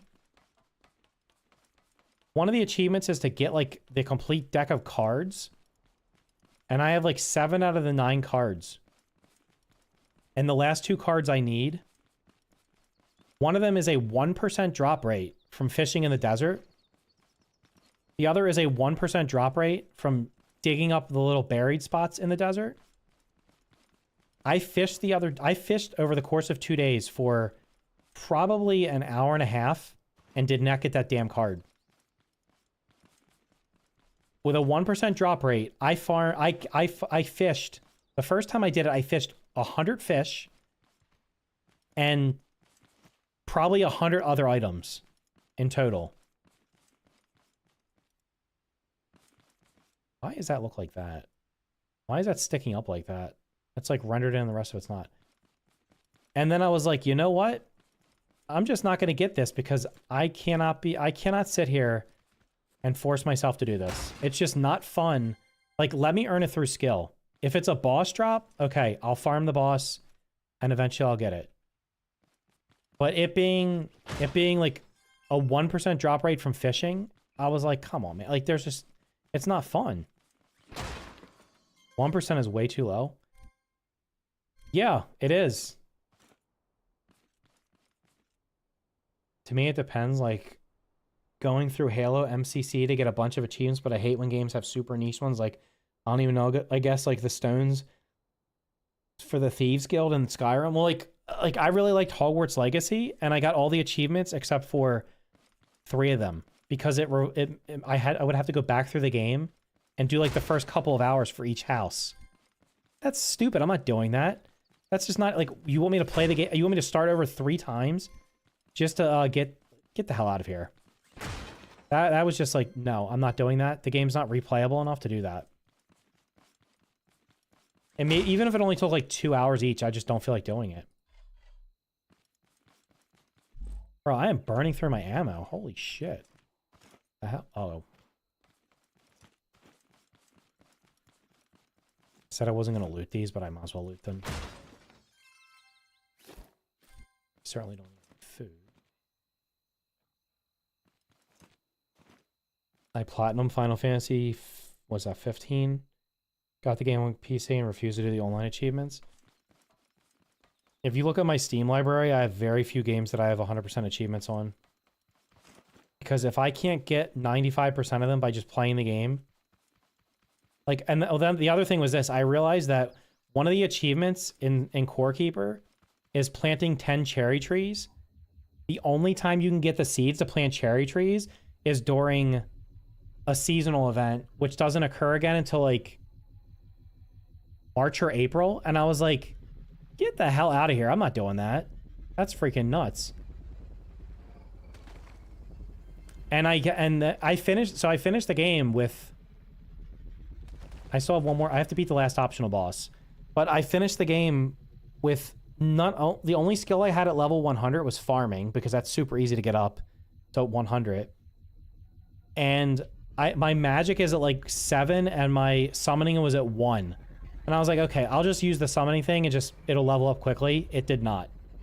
So there's no shot I'm getting either one of those to 100 unless my kids decide they want to play through the game and then I just do only magic and summoning for the entire time.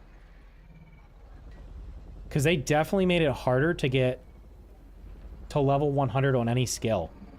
Because what I did was I loaded my old character up, and as soon as I did it, I got like 10 achievements, because my old character had everything except for range combat at 100. Because you used to be able to get the 100 skill very quickly. Do you play this game with any mods? I tried the Fant mod. Kind of done with that. I've played Crashlander. If you can recommend any survival mods that actually make survival challenging, that'd be great. All the mods I've tried either make survival easier or completely remove all the survival aspects from the game. I think I have one game with 100%. I have 100% achievements for Dismantle, because I got, I think, all but 3 of them by just beating the game. And the others were not terribly difficult to get. I have 100% achievements on Grounded, because when they added those, I retroactively got most of them. And the one was bugged where you didn't have to get all the gold cards, and it still gave it to you, because I would have never gotten that one, farming the gold cards. Because I would have never got the 100% report card. There's no freaking way I was unless did they remove the gold cards from the report card? I can't even remember. I don't even know. That might be the only 2. I just don't care about achievements generally, but if like I said, if I'm like 95% there, I would just go get the last couple. You can try the Scrapyard mod. It does change the game. It doesn't change the game at all, but adds scrapyards to gather items you can craft. Can't craft. So what are the scrapyard? check it out. Yeah, most games will have like a couple achievements that are just a pain to grind out and it's just not worth it, so I just don't do them. That's why when like, I don't know, maybe it's a console thing. I see all these people are like, yeah, I mean, actually, I think it's really just a PlayStation thing, to be honest. People are like, oh yeah, I platinum that game, and I'm like, did you enjoy it? Like, if you play through a game enough to like, if you enjoy the whole time you're playing to get the achievements and it's fun the whole way through, that's great. But if you literally are just forcing yourself to play a game and you have to play for like an extra 10 or 15 or 20 hours to get 1 or 2 achievements, I just don't find that fun at all. Gather 10,000. I have, what did I do the math the other day? Almost 6,000 hours in Fortnite, of which probably 4,500 to 4,500, at least 4,500 to 5,000 to save the world. I am missing 1 achievement on there because it was doing 1,000 missions with random people, and I'm at like 600 and something. And back when I was actually playing the game, I literally just didn't do them because it was like they were the most annoying thing to do. Now I'll just like randomly boot it up and do a couple of them at a time because I can solo all the missions, and as long as I don't get a bunch of idiots, they just like let me start the mission by myself and I just do it. So it's quick. But like that was like an achievement where it was like every other achievement in that game you could get pretty like by just playing the game, and that one achievement was like, did you have to make it 1,000? Couldn't you have made it like 100 or 250 or something? Because most people don't have it. For as long as the game has been out, there are barely any bigger mods. Yeah, there's not... Most of the mods for this game are for creative. Here's a tractor trailer, here's a airplane, here's a mech, here's whatever. Like, my son will like... He was like, my game's running at 5 FPS. I'm like, because you have an 18-wheeler and a tank over there and all, like an airplane. Like, what do you think it's going to do? The game can't even handle a regular tiny little car. You think it's going to handle a vehicle that has 9,000 bearings in it?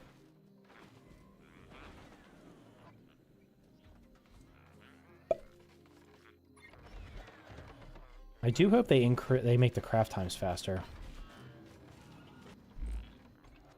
So yeah, guys, what about your concerns? Too many bearings in the area, let alone too many creations not welded to the ground, kills FPS. That's just, yeah, it's silly. I don't know if they're going to be able to fix that either.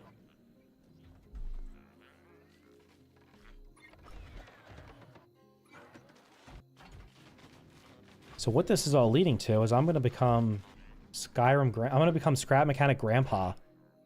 I had a lot of fun with this game, guys, but yeah, I just can't make content on video games anymore. Gotten bored of it.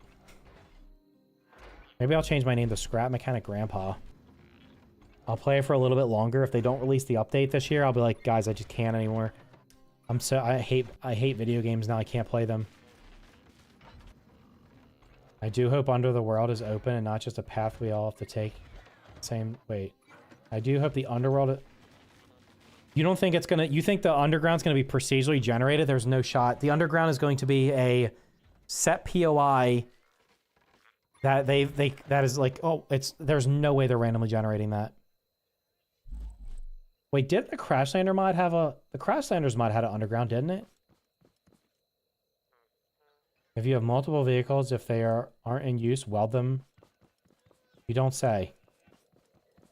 Welded, welded, welded, welded, welded. There's 5 vehicles. If these were sitting on the ground, I'd probably lose half my frames.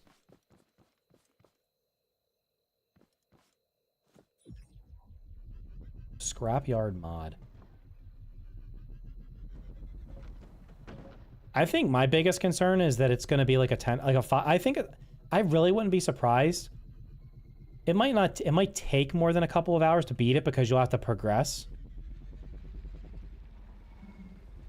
But I bet the story they had is going to be super short. It's going to be like go to like 5 or 6 POIs, and it'll just be a matter of how long it takes you to grind out the stuff to do it. Like go to the mechanic station, get your guns, clear a warehouse, go to the scrap city, go to the chemical plant. Like, it's going to be going to those existing POIs, go to the other craft spaceship, and then repair your ship. And I guess the underground thing's going to happen. Maybe you'll have to kill a certain number of the trash bots that are on top of the warehouses to get parts to fix your ship or something. Like, maybe that's something you have to clear all the warehouses. That could be... But honestly, the warehouses are so poorly optimized. It'd almost be better for them to not even have them. If they allow dig anywhere, you can tunnel anywhere in the map, there is a 100% chance that is not going to happen. That would be a massive undertaking. That POI is, I can guarantee you that POI is going to be static, and it's going to be static. It's got to be. Wait a minute.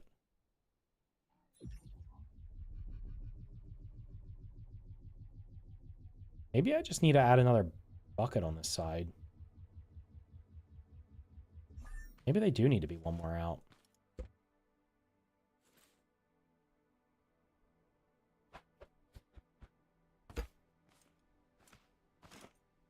No, it just looks too big, doesn't it?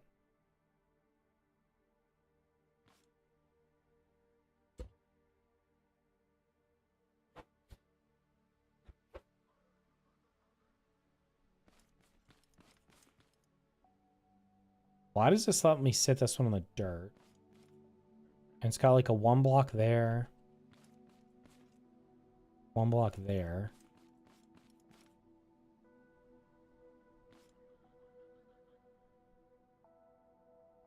It's got 1 block there.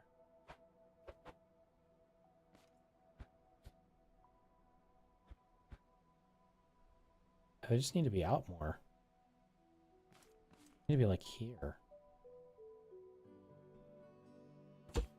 I just have a feel it's just not going to be even. I guess the dirt, these things are...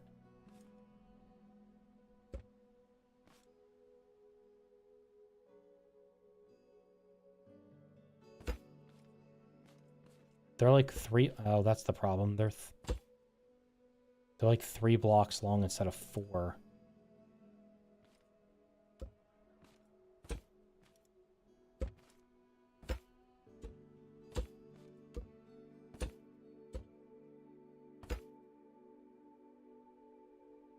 Why are you kind of I mean, why are you watching AEW? How do you still watch that dog shit?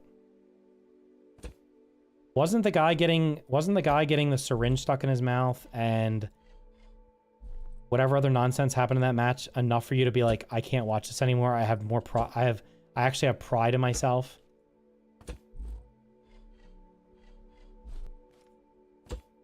That's wrestling? Yeah, no, that's backyard garbage wrestling. Keep enjoying it, bro. Good for those guys for milking that billionaire idiot for all of his money.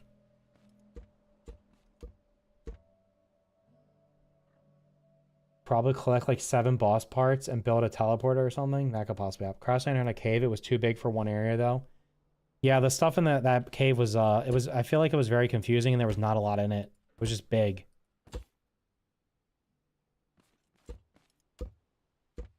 God. Wait, did you go see that show live? Shoot. Ivan, are you going to be out of... Wait, are you going to be out of town when the Diablo 4 expansion drops? Am I going to beat the Diablo 4 expansion while you're traveling? And then I'm not going to play it anymore? You son of a bitch. I'm going to have to suffer through that dog shit by myself? Oh my god. I'm going to speedrun the story and then not even make it to level 100. I can't. I honestly almost want to refund... I almost want to, like... Wish I could refund my expansion. I don't even want to play it. I wish this game had where you could build tunnels or dig. I mean, it would make sense, but I just don't think that's going to happen. It's a single block difference and the buckets are only 2 blocks, so split the difference. Great. It's fine. I don't really care.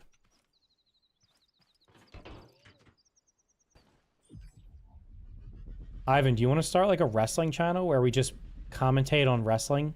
That's like the new hot thing everybody's doing now. Am I gonna run out of ammo again? Let's do it. Whoops. Got all these nerds starting wrestling channels. That'll probably ruin wrestling for me. Where's the shoe? Oh yeah, Ivan has to eat. Ivan's got to eat a shoe. Guys, go over to Twitch and laugh at Ivan. He told me he would eat a shoe if I didn't play Grounded in 2024. It's September 25th, 2024. I've had no inclination to play that game. In fact, I'll probably boot it up on January 1st next year just to spite him as he's eating a shoe live on stream. I have not been playing it off stream. It's never getting updated again, so I have no reason to play it. You had to watch wrestling back in the 80s when it was still good? Oh, it's better now. I mean, WWE's far better now that Vince McMahon is gone. It still has its flaws.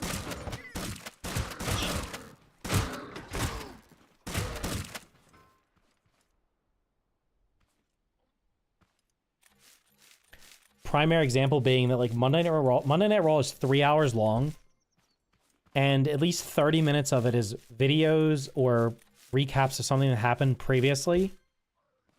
And then they'll have like, they have a lot of commercials.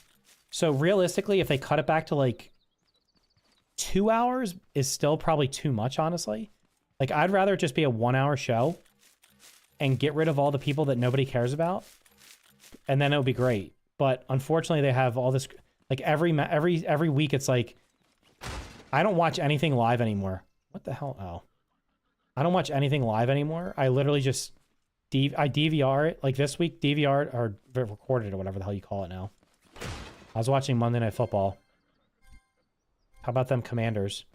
I was watching Monday Night Football. And then on Tuesday, we watched Raw in like 30 minutes because I literally just skip. Tag team match, automatic skip. Most of the, at this point, all of the women's matches automatic skip because for some reason, unless it's Rhea Ripley, all the good women's wrestlers are like injured or I don't know what the hell they're doing. So those are automatic skips. And then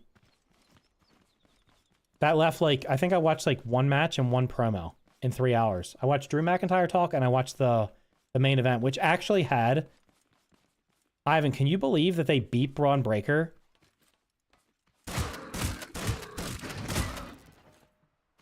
That was actually, that was shocking. Can I believe they had Braun Breaker lose to Jey Uso? Jade Cargill is terrible. That's why they don't put Jade Cargill on TV because she makes too many mistakes, bro. They literally are hiding her in a tag team because she, actually that's not true. The last time I saw her, the last match that I saw her in, when they won, was it on the last time I saw her in a pay-per-view, she actually did a match without any botches. But prior to that, every single time she had a match, 3 or 4 botches. Like, it was just terrible to watch. You guys are winning the Lucha Bros soon. They don't want to, nobody wants them. Didn't Ciampa already beat? Well, he lost to Sami Zayn and then he beat him. But then they had, I thought he was going to just hold the belt for a while. So I think what they're doing now is I think Sheamus is going to win the belt because he's never had the IC title. He might be close to retirement, so they're like, they'll give him the belt. I just guess at this point, Braun Breaker's probably going to win the Royal Rumble. That seems like what's probably going to happen. And then he'll win a belt at WrestleMania.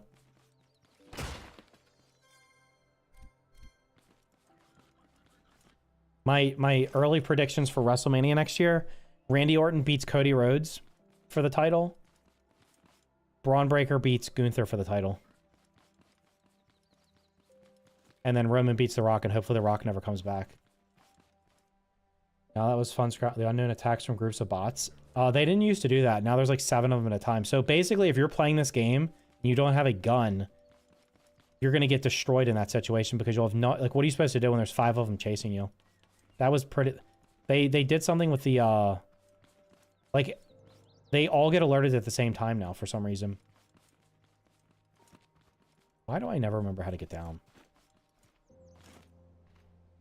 Kane, Undertaker, Rey Mysterio, Sin Cara, and John Cena. Okay, Sin Cara was terrible. Rey Mysterio...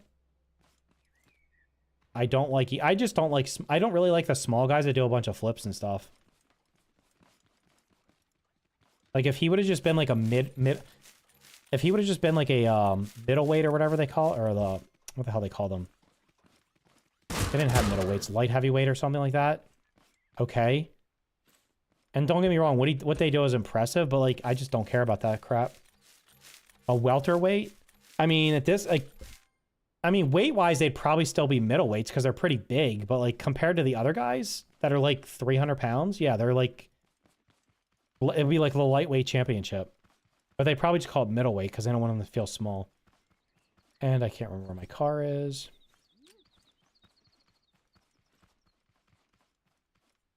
She listened to Sad Boy Cody Rhodes and jump ship thinking she was anyone important. Oh, I mean, they pushed her, so... I don't care, bro. Like... I could give two fucks about women's wrestling outside of Rhea Ripley, Charlotte Flair,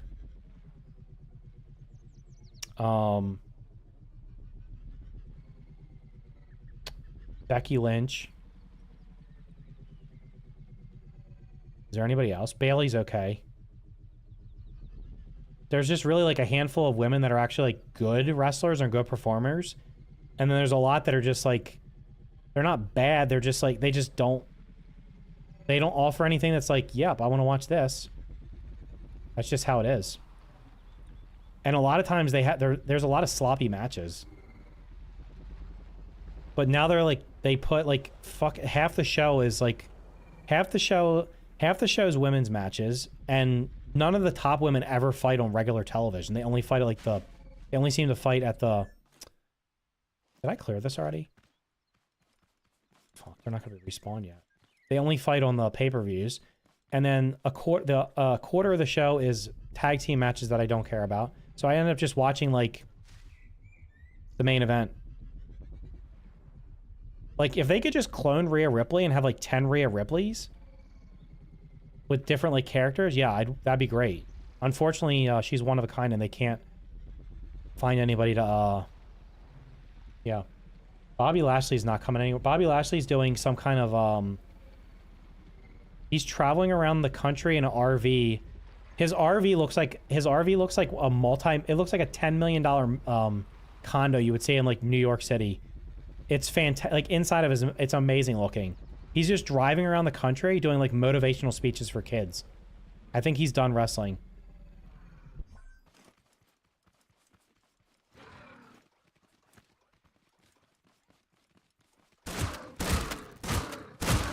This bitch just dropped. Where'd he go? He just dropped out of the sky on me. Bobby Lashley used to be my favorite. Bobby Lashley was a monster too, and they kind of just never did anything with him. It's always weird how they... Hold on. Always weird how they had Rey taking on guys like 6'4". Yeah, it was just not realistic. Oh, there's Rey Mysterio doing the... What the hell's the Hurricane Rana on the Undertaker. Well, maybe he never did it on the Undertaker, but like... everybody knows it's fake, but you have to make it believable. And you shouldn't have somebody... Like, it would be like me fighting against the Undertaker. Who's going to win in that fight? I'm losing. I'm going to get my ass beat. It's not believable. Under no situation would I win unless I had a weapon. Like, not happening. So for, like, to be like that was... The only reason they ever gave Rey Mysterio a belt was because Eddie Guerrero died. That's literally it. He would have never got that belt if it wasn't for that. And the fact that he's still going is like, all right, bro, can you just like, it's time to go. His entire group, like, they have all these factions and all the factions are just like, I could not care less about most of these factions. The LWO, I'm like, I don't care about any of you guys. None of you are ever winning a big title. Judgment Day is dumb because Rhea Ripley and Damian Priest are out of it. What else? There's some women's faction that's like Shayna Baszler and Zoe Stark. What the hell is the other one's name? And the name of their faction is like Pure Fusion Connection or some shit. It's the dumbest fucking name I've ever heard. It's not memorable. I can't even remember what it is. And it's just like, nobody cares. Like, what happened to the good factions like DX, the Mega Powers, was like the Brood with like Edge and Christian and Gangrel. The Brothers of Destruction. Ricky beating anyone. Ric Flair beats Andre the Giant. Yeah, I mean, well. At least Ric Flair was a champion. Ric Flair is not small either. He's just small compared to Andre the Giant. You know that dude can actually fight too? He's like 17-2 pro. Yeah, I mean, Bobby Lashley was a monster, and they kind of just... They waited way too long to push him. Like, why are you waiting till he's like 40-something years old before you push him? Fuck it. Look what they did with LA Knight was like they turned him into like some dumbass model. And he literally almost had his career killed. And now he has like... He gets like the biggest pop of like anybody.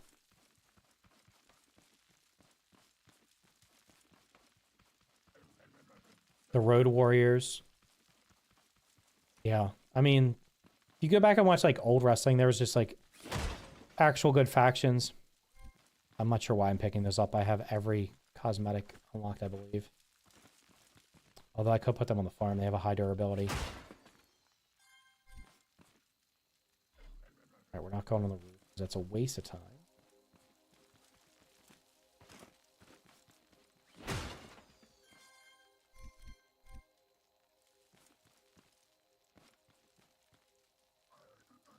What's that noise? Is there like a gold crate above me? Hold up. I think I hear a gold crate. I hear something weird.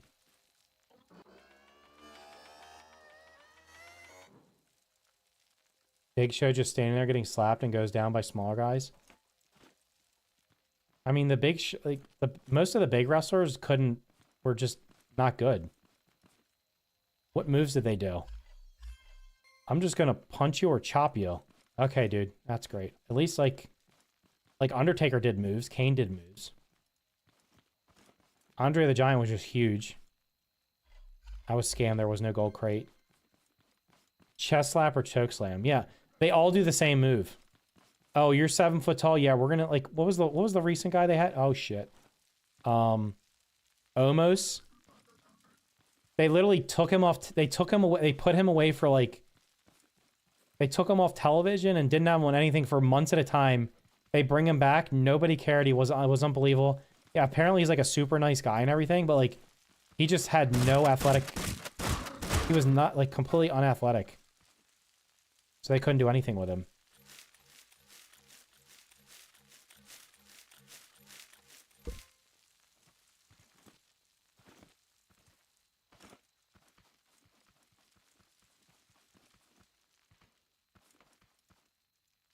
Car again.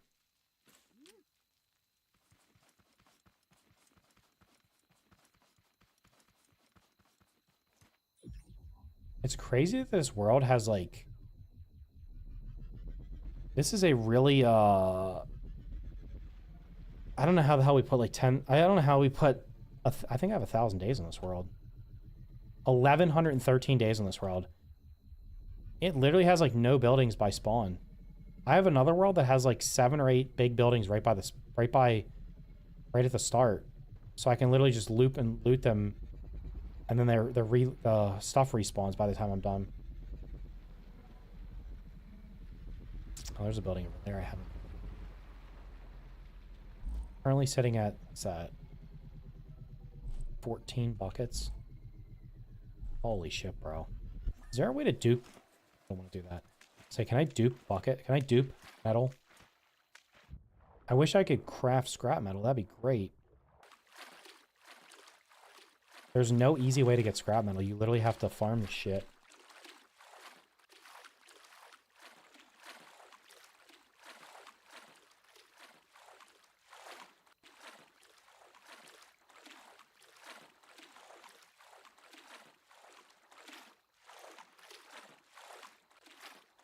Yeah, but if you haven't watched wrestling, is actually pretty good now. At least WWE. I would not recommend AEW. That's like such low class. I'm literally almost out of ammo. Only AEW is good. AEW's literally, if AEW was not funded by an idiot billionaire, it would have been out of business by now. It's probably hemorrhaging money. Be realistic. I'm gonna have to switch. I'm gonna have to not use my ammo. Wait, my farm's right there. Yeah. Well, let's just make it interesting.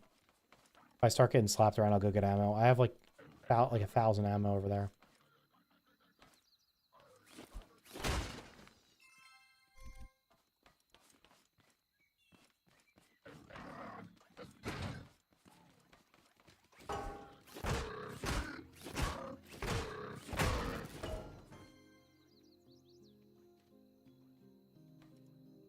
I thought another one fell. The best way to farm scrap metal is to do raids every night. Yeah. Unfortunately, on this world, if I was playing on one of my other worlds... Oh, there's ammo. The other world that I have a decent amount of time on... Shoot. Has like a farm on it that I could literally do pretty high-level raids and just farm the metal, but... Can't transfer resources between...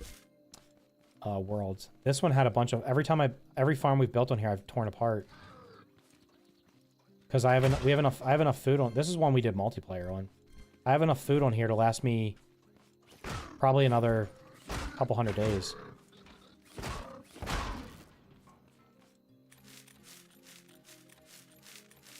Yeah, WWE. I mean, WWE's decent. Although I'm at a point now where I'm like, maybe I should just watch the let's just watch the pay-per-views. Save myself a lot of time. Ivan, did you see the Cody Rhodes, Roman Reigns face-off movie thing they did? You're not going to see that level of quality in all elite wrestling.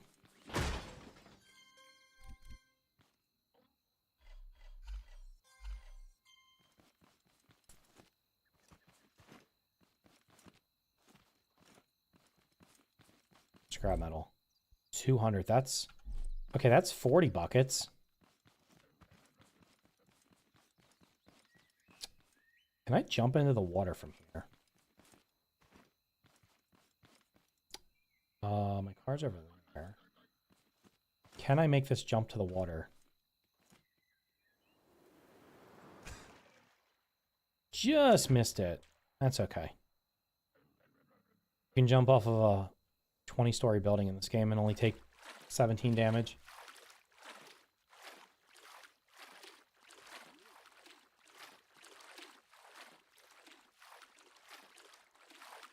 If I get like 2 layers of buckets around, yeah, I can just start farming the metal. That'll be the easiest thing to do. I'll be able to farm the metal real quickly.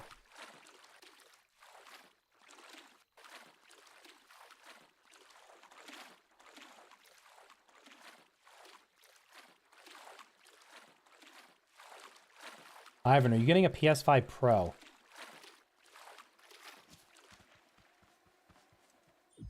Oh, maybe I should stream, maybe I'll just start streaming all the PlayStation games that I bought on PC.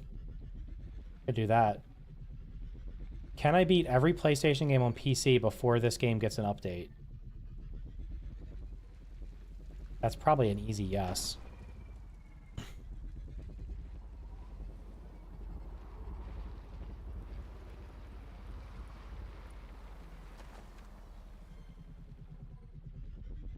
I could do a 100 day. Oh, no, I'm not doing that. I was going to say I could do a 100 days video of this game, but that's like the days in this are 24 minutes long. You can't skip by sleeping. That's a solid, like, what, 40 hours?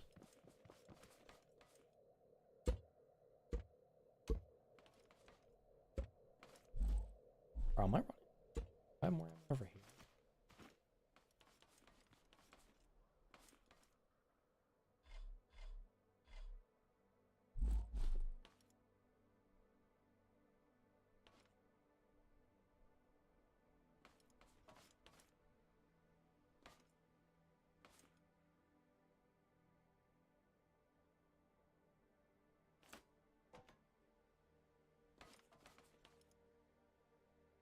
Ah, sandwiches.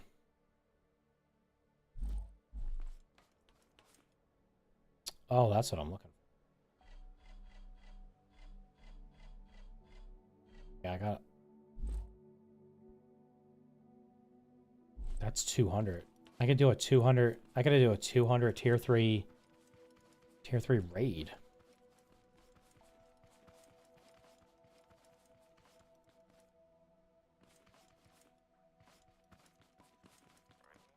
Right up on my car. Already forgotten.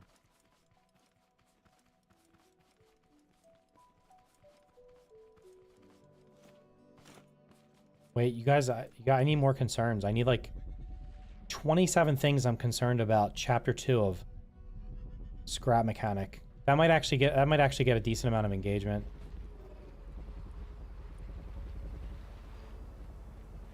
My 30 biggest concerns. Come hither.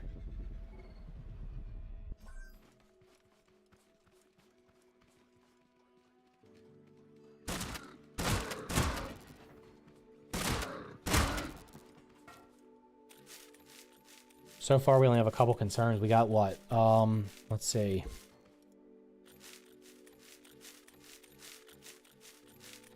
Won't be balanced. Story will be too short. Lots of bugs. Poorly optimized. That's only 4. I need like 26 more. The stream might end up being a failed venture.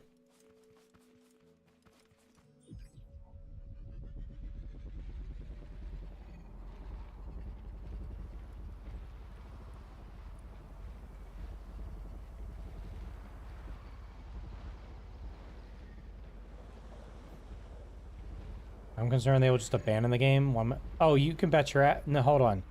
After they update the game, they're done. Have a good night, dude. I'm 100% confident that once they drop the Chapter 2 update on this, that's it. I don't think they're... They might do, like, a couple patches for, like... You know, like, minor things. Like, if there's, like, major bugs, they'll fix them.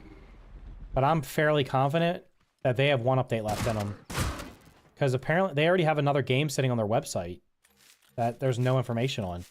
That they're either working on or publishing. And realistically, they probably made 90% of the money they're going to make with this game.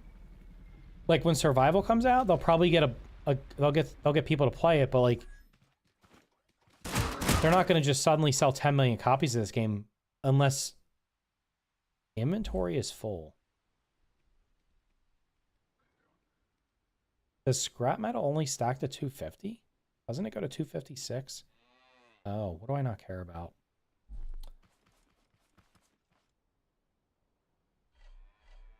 No. I think that's, I wouldn't even say that's I'm not even concerned. I think that's it. They've already said that Chapter 2 is going to be the big update. So I don't expect them to do Chapter 2 and it has the whole story and then they're like, we're going to keep supporting this after 1.0. I will be surprised if they do that.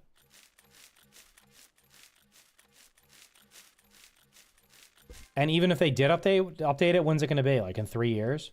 I'm still amazed the game hasn't been abandoned already.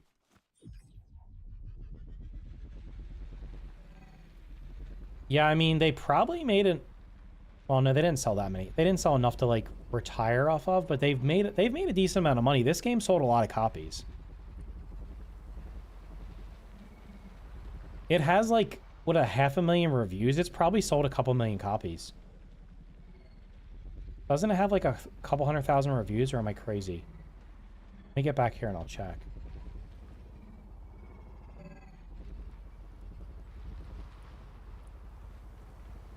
I mean, that is a legitimate concern. They'll abandon it, but for me, I don't consider a game abandoned. Like, once a game leaves early access, if there's no more updates for it, I don't expect there to be more updates.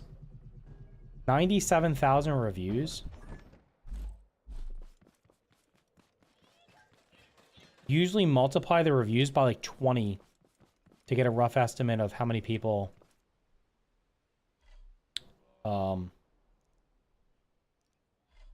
bought it.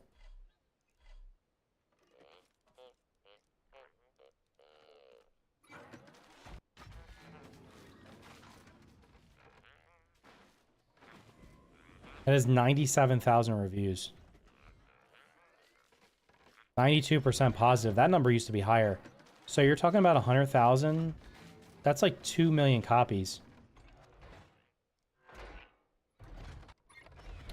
Usually the rule is 20 to 50. You multiply the number of reviews by 20 to 50 to get a rough range. So you're talking about 2 million to 5 million copies sold. That's a lot of money for a very small dev team.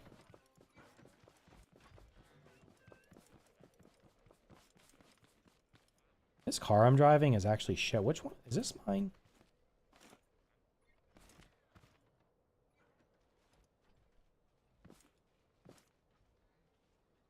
That's not. Maybe this one's mine.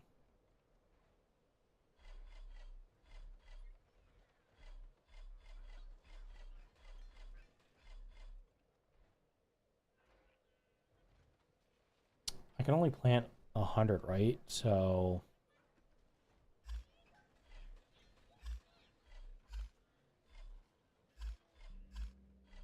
yeah, I'll leave these.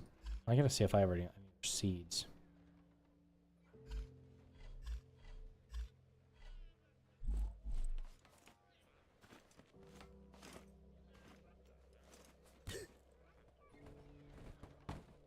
His legs broken.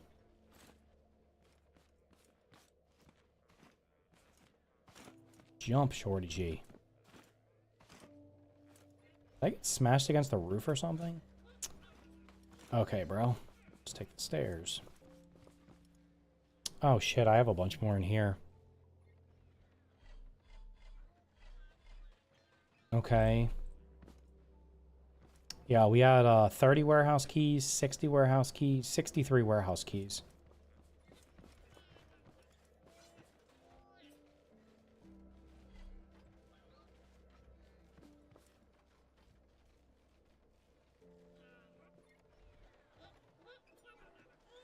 Oh shit, there's more ammo in there. Nice. Very nice. And you got Arc Survival Center, which has 54 carries, currently only 58%. Well, they screwed their... They know what they did there. They screwed themselves up. With poor decisions.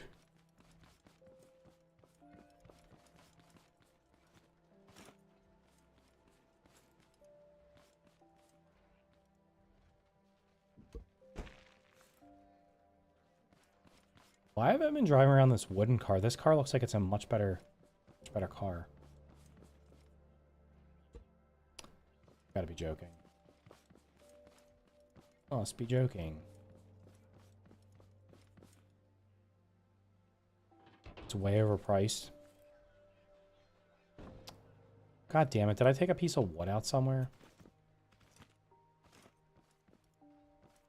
I took a piece of wood out of the bridge. Where is it?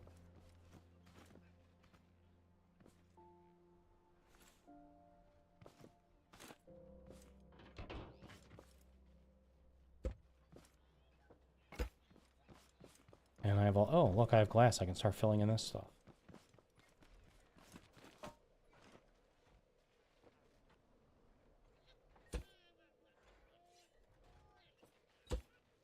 Okay, but now where's the weld tool?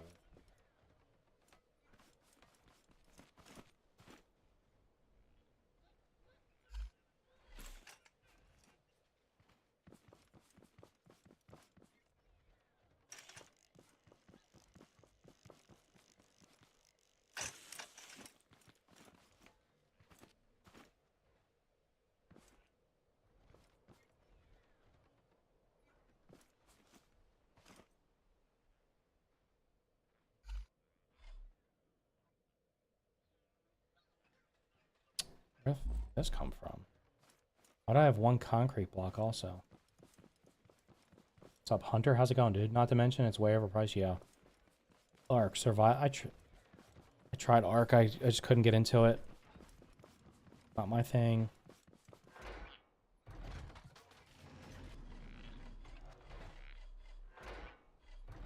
That's metal 3. Where did that come from?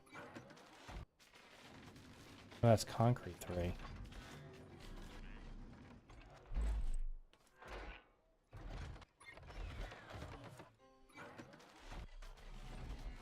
Wait, do I have a bunch more buckets down below that I didn't realize were down there? Oh my god, I'm rich. All these buckets, boys.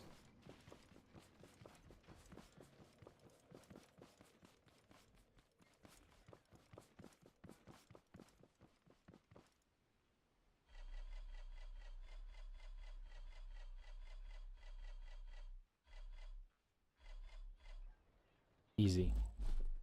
Not a fan of how long it takes to tame, not to mention the player base is super toxic. Can't you change the tame rates?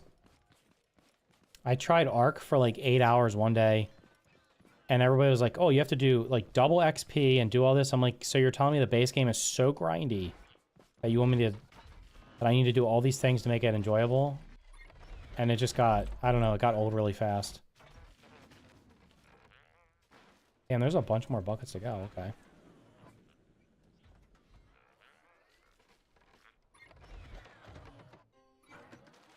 Yeah, I mean, generally I'll play a game vanilla. Always play a game vanilla first. And only after, like, beating it or playing enough of it, change things. Changing the rates is, like, unless it's, like, egregious, it's just...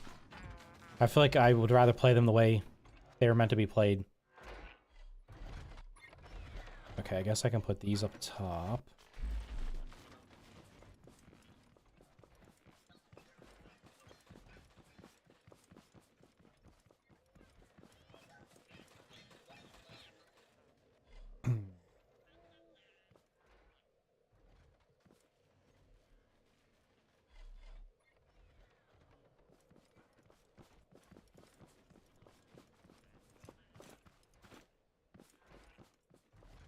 Backpack on death.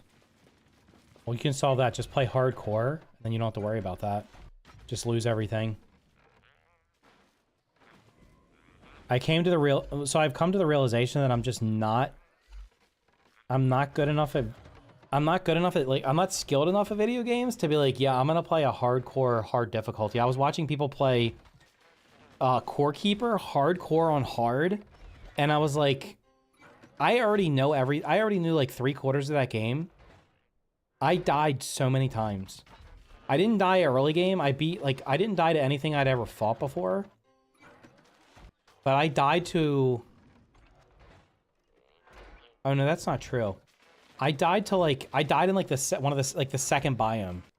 I went into the clay biome and just tried to face tank a bunch of the little larva things, and like 8 of them hit me at the same time and just insta-death.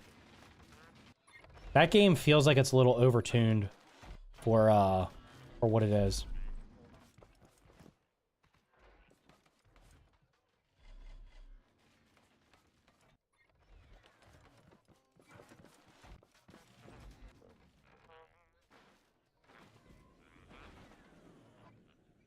What is KH2? Is that Kingdom Hearts 2?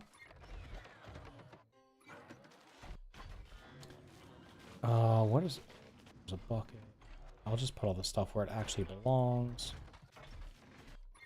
That's glass.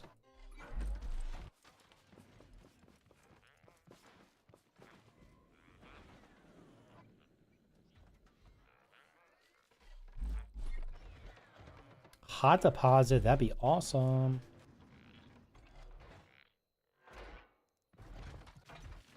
One of these has flowers in it.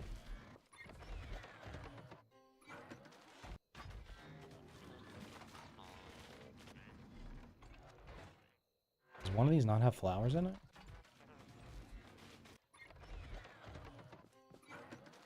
Oh, you have flowers in there.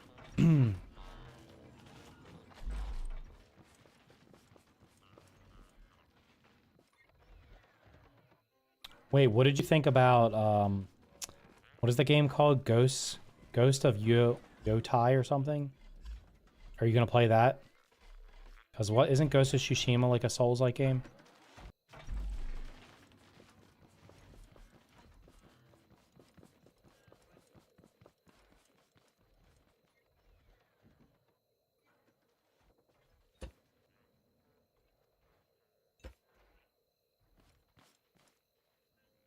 You haven't played Tsushima?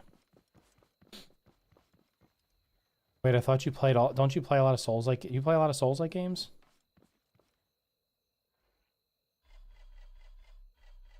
Shit, the bucket count is going up. Nice.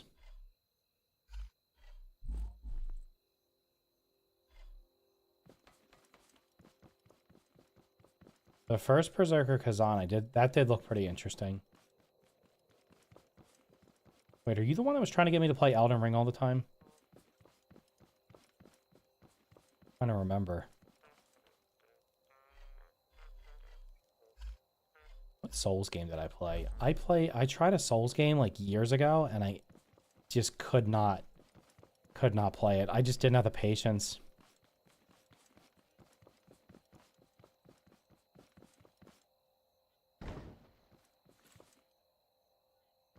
I'm just going to carry you because it's going to be easier.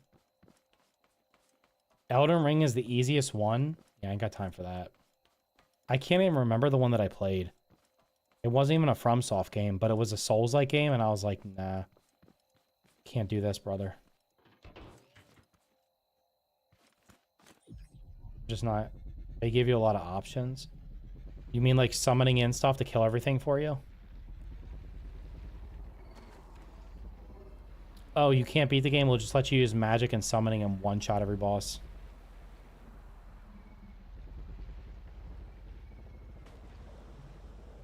Sit there and watch somebody struggle with a boss for like 12 hours straight, and then somebody just walks up to him and one-taps him with magic. Okay, this car's a little too fast. Can't control it.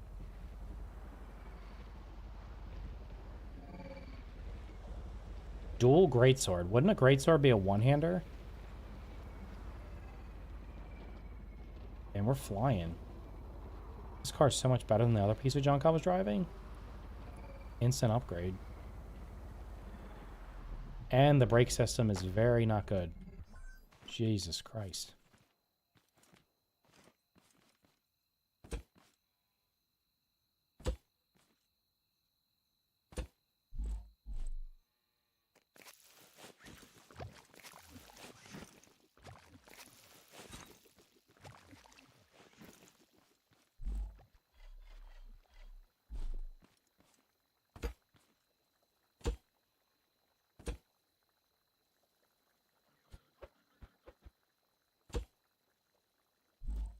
They are two-hand, but you can still use them with one hand in a power stance.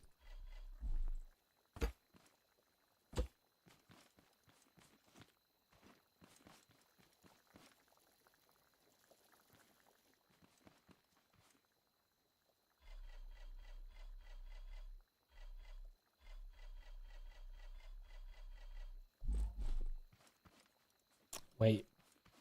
Did you play Remnant? Didn't... Somebody was saying Remnant got an update or something today. Or DLC. And hold on. Kenna Bridge of Spirits, I think, has Souls-like combat. And I do have that. Which I need to play at some point. I keep delaying it. And do the Horizon games, or the Horizons games, do they have Souls-like combat or no? Kenna Bridge of Spirits was like... I think I got it for like $10 or something. $20 maybe. Oh, somebody said today, is Valheim leaving Game Pass? I got a comment on something, some old Valheim video. They're like, and it's leaving Game Pass. I was like, what? It's still in early access. The developers were like, they took the money and ran. Because ain't nobody playing it on Xbox. Which is sad because it's an awesome game. That's crazy. Like, Core Keeper got added to Xbox Game Pass, and I checked and it never cracked the top 50.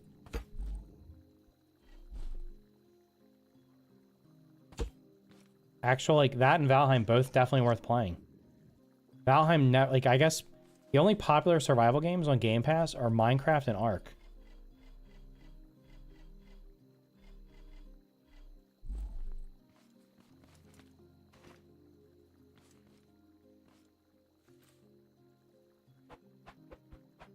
I don't know. Personally, I don't know how you could play that on a controller. The game seems made for mouse and keyboard.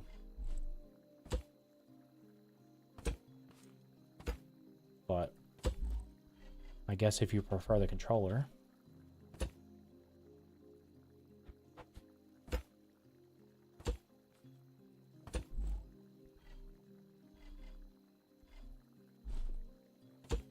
Two layers up. So I could actually start farming metal by just doing... I could just plant a bunch of tier 1 crops.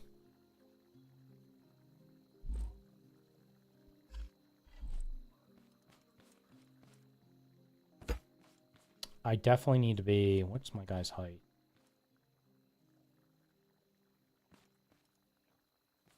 I definitely need to have at least 3 all the way around. Because otherwise the tape bots will just shit on me. I only have a small number of games I actually use a controller for. I don't... Yeah, I try to avoid controller now. I mean, if it's like a shooter... I guess it depends on the game.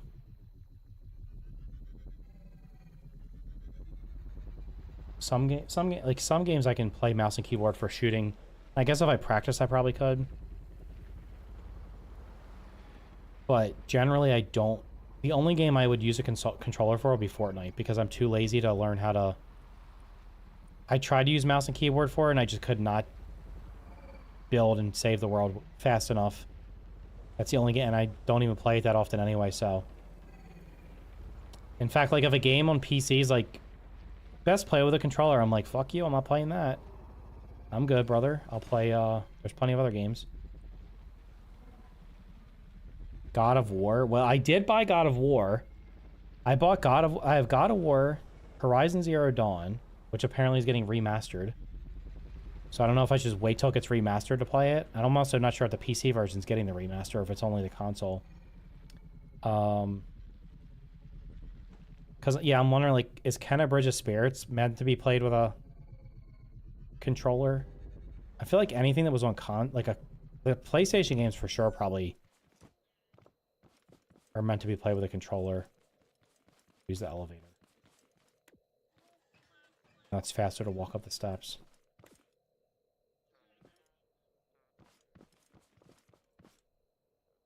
Okay. What's gonna give me a bunch of A-bots? Oranges, probably. Blueberries.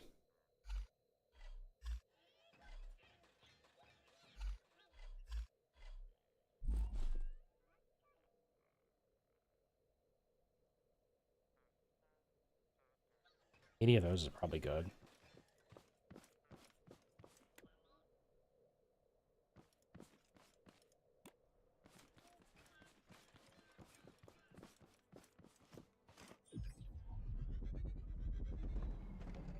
Kind of looks like it could be either.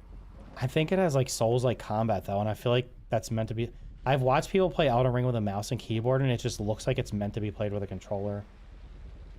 Like, I used a controller for like 35 years, so it's not like I'm opposed to it. But like in games like this, any game where you have like a 10-slot hotbar, it's just so much easier to scroll through it or to press a number than it is to hit the damn bumpers over and over and over and over again. Building and stuff, placing things, clicking, searching for things. God forbid you have to type.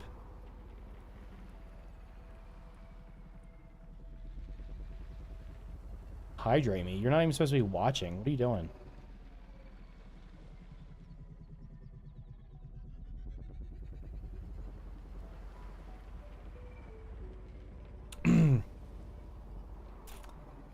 I'm done. Okay.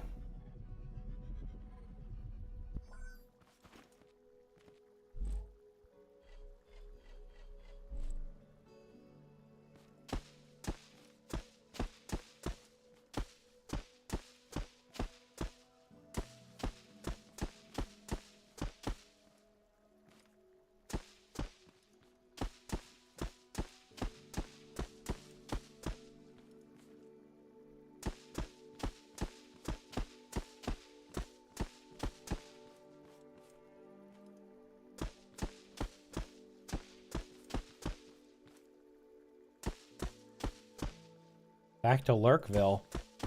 Unacceptable. Damn, it's like 10 o'clock. How long did I start? I'm gonna see how many comes for this raid. I'll just do one raid. Played Halo on Xbox originally, got it on PC, tried mouse for it a bit, then decided to controller again for nostalgia, and back to mouse. Interesting. The original Halo?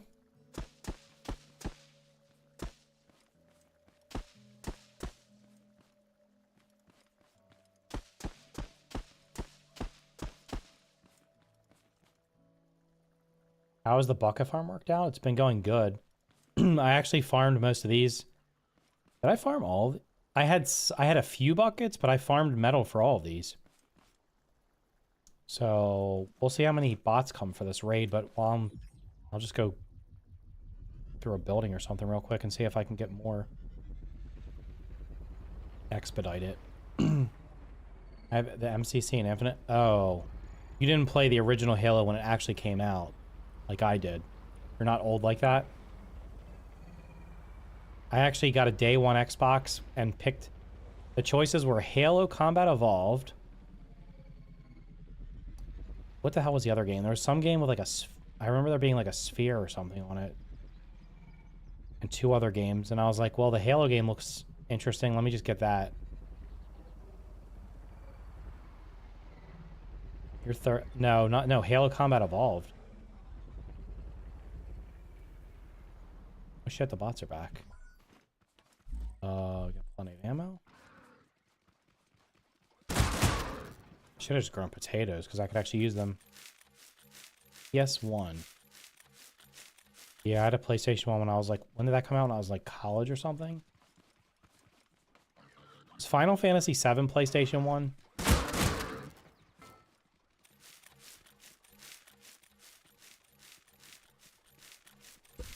Yes. Oh! He whiffed. He absolutely whiffed. Holy.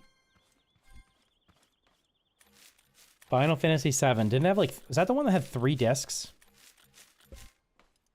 That was the first game that had a timer in it that I ever maxed out. 99 hours, 99 minutes, 59 seconds. I got every single materia in that game to level 100. So when I fought like the ultimate weapons or whatever, I literally shit on them.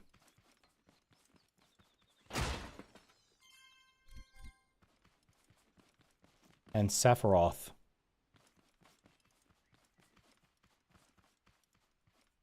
My first was an Atari. Okay, maybe you're slightly older than me. My best friend across the street's older brother had an Atari. My first console was a NES. Actually, now that I think about it, they had like the opposite of everybody else. They had an Atari, then they got a Sega Genesis. I had a Nintendo, then a Super Nintendo.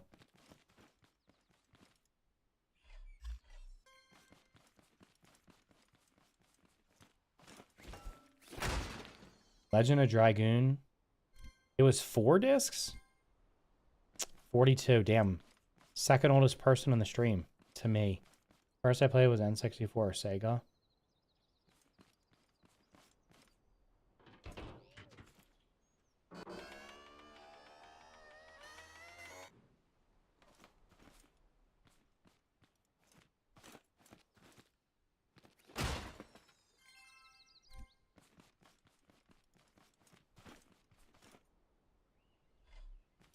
Can you... You know, it'd be great if these chests had scrap metal in them. That'd be super awesome.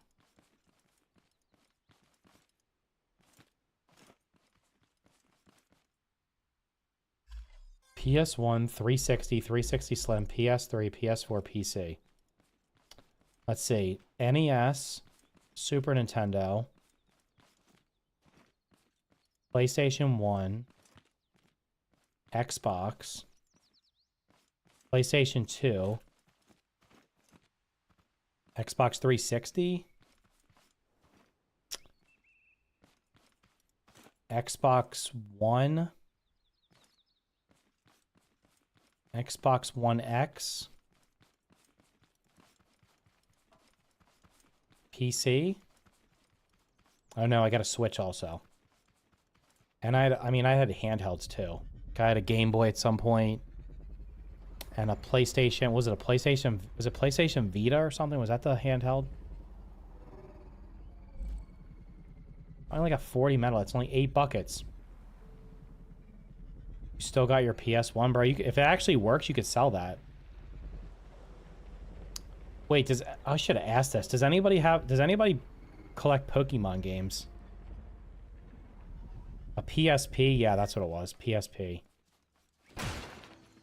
I played that had Hot Shot Golf on it.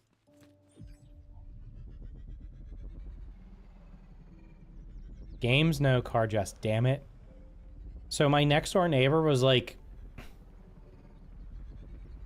she does like there's the church she goes to has, she volunteers and runs like a store that they have that's like essentially just sells stuff for.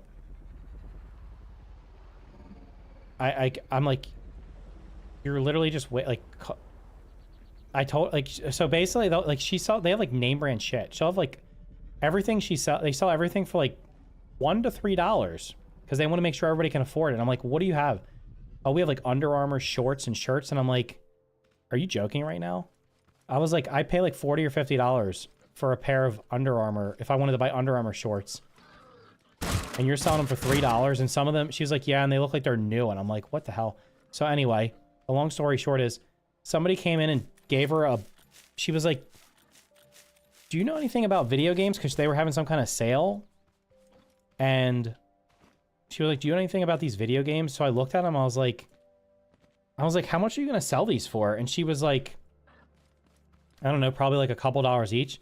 So the first game I look at, I was like, I'll give you $50 for the entire, I'll give you $50 for the container of whatever the hell, however many it was. And she was like, really? And I was like, yeah. So, because I started looking at my phone, I was like, I'll go get it in a second. There's like 4 Pokemon games in there for Game Boy.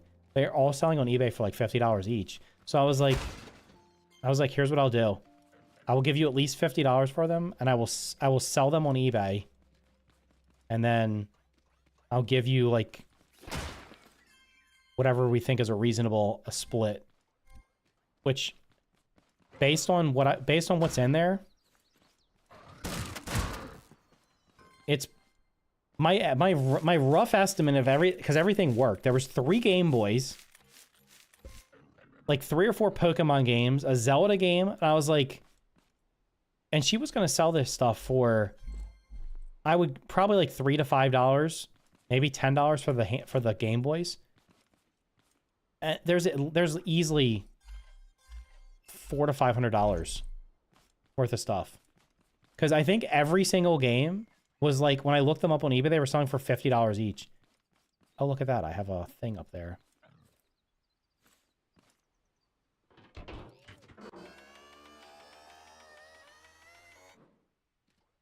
Why can't I get up there?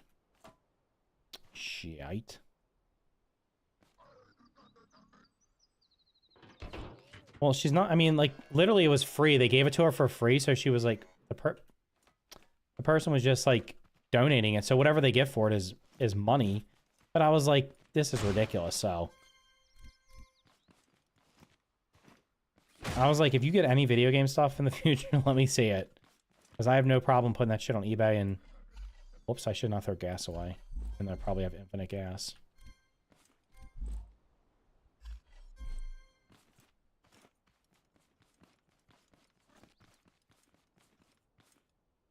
No, there's no loss, but I'm like, I can get way more than that for it, so just let me...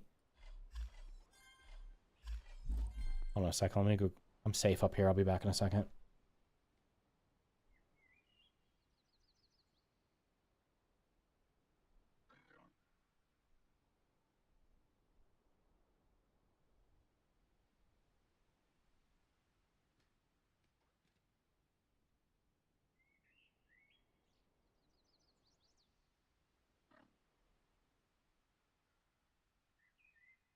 I have a super rare game Jersey Devil. Oh, let me see what's in here.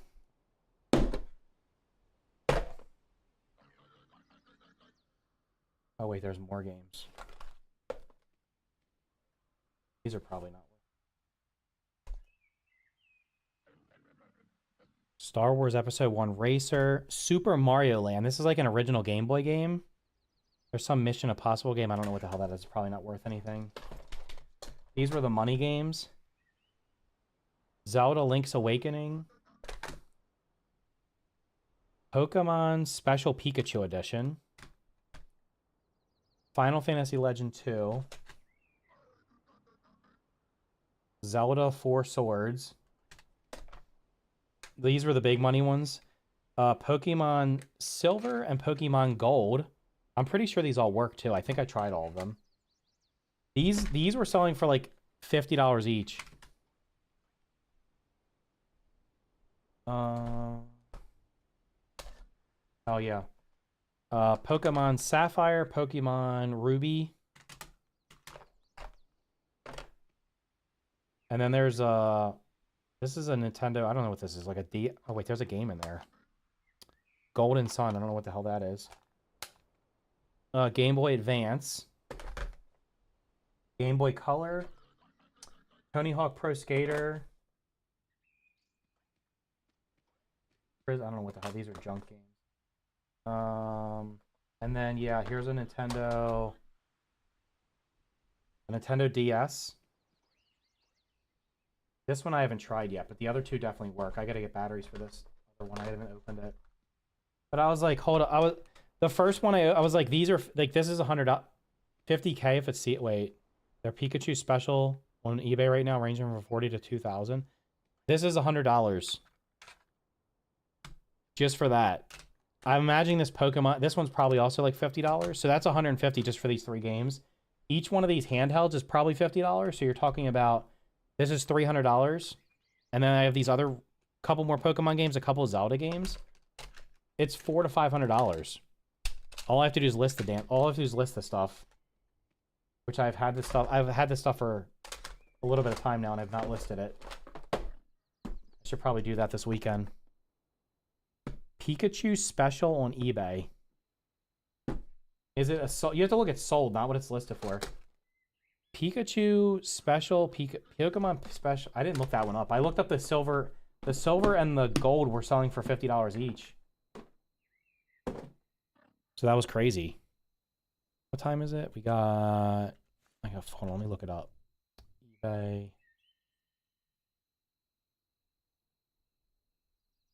Pokemon. Pikachu. Special. $48. Buy it now. Hold on. Let's look for sold.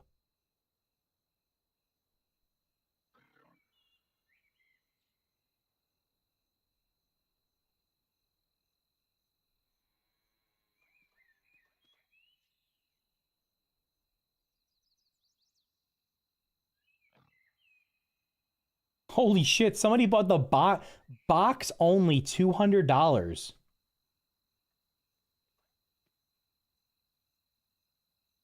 Pokemon Yellow version special Pikachu edition. $60.53.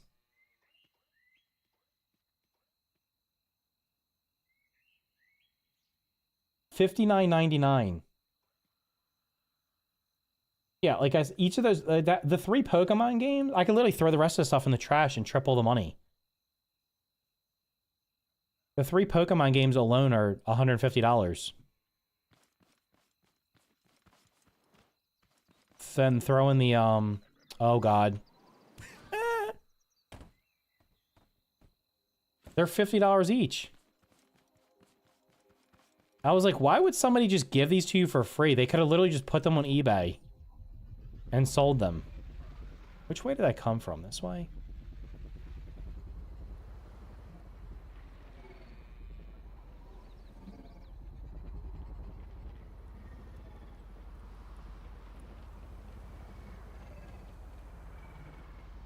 Well, I like years ago, this is probably like 8 years ago or something, I went to I looked at it, I saw that there was a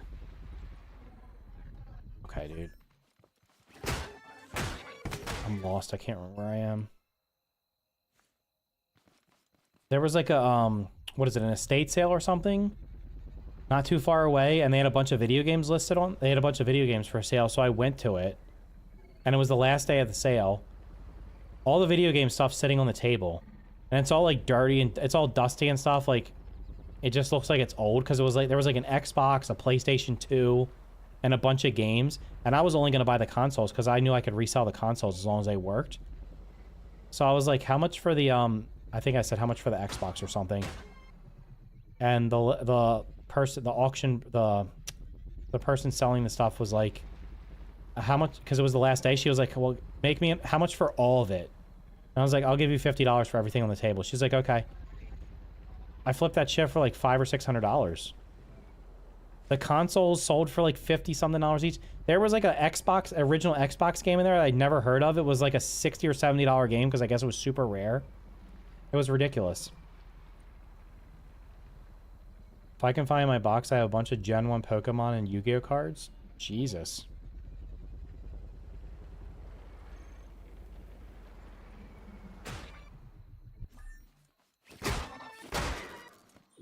This should be a pretty big raid, right? Like, I should get a bunch of Haybots.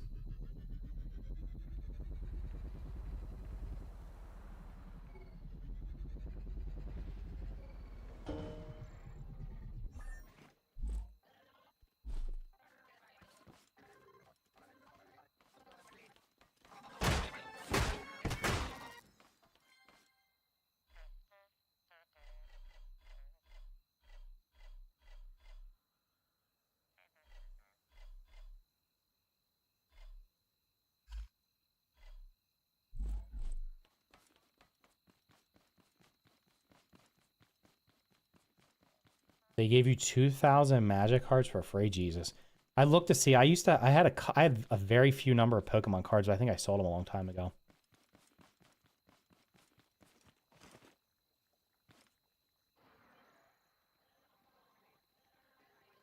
Oh yeah, big boy raid. Lots and lots of Haybots.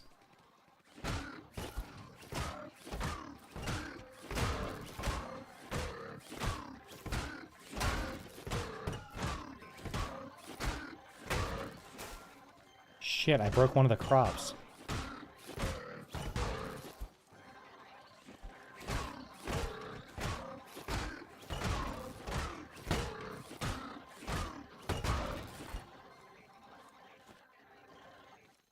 Are you kidding me?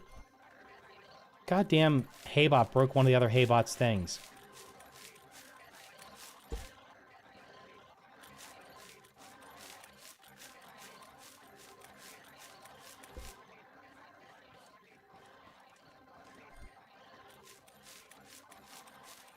This is not going to be an efficient way to farm these things. It only spawns 6 of them.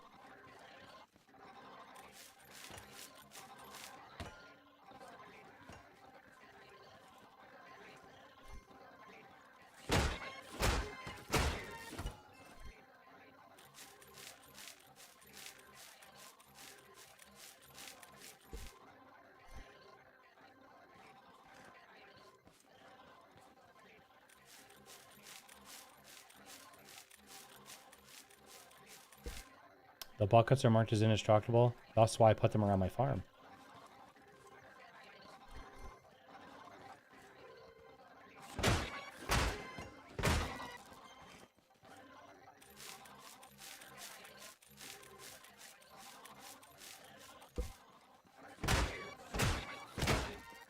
I think they'll add like any type of RPG mechanics where you like level up your character or armor.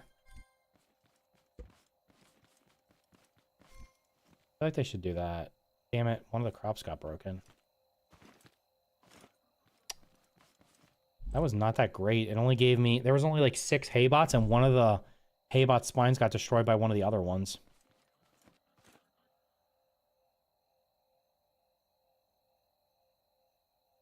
From the Twins? Like the baseball team? You think armor is likely? Why do you think it's... Why do you think that... They've never they haven't added there's no armor. They've never showed any armor, have they? I think it would make sense, but they've never showed it.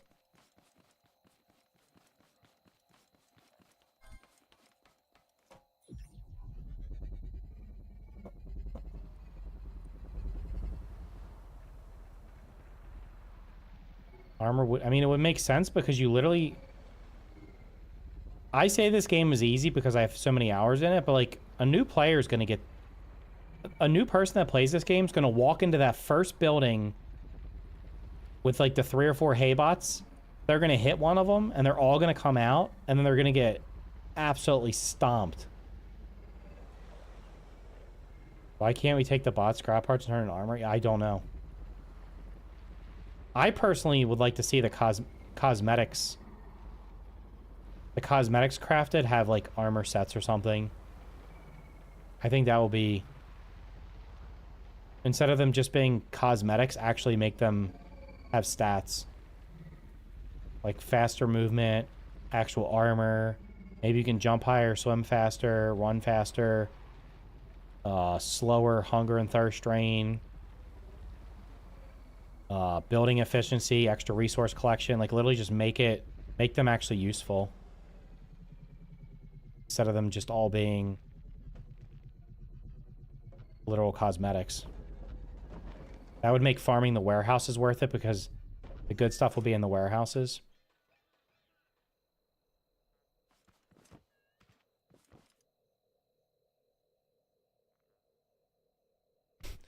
You're gonna have...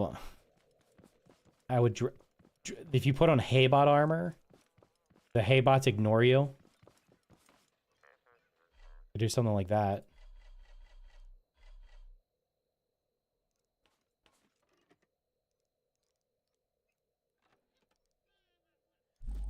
Oh, I didn't put the metal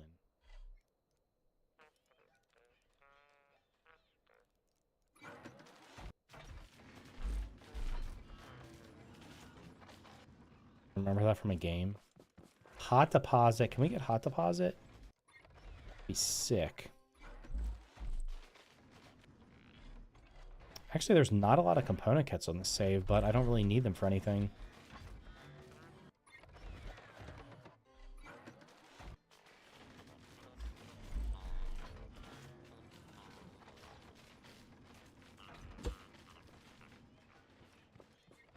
I hope they involve the vehicle building more into offensive combat rather than just defending.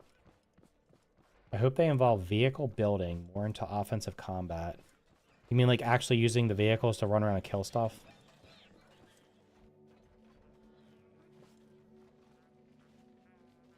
I hope they give people more incentive to actually farm. Right now, everybody just... Well, I don't know who the hell's even playing this anymore. Right now, people, like, you can subvert the raids by just putting 9 crops down. You literally just never get a raid. So you have, like, the game mechanic, and the primary game mechanic is building...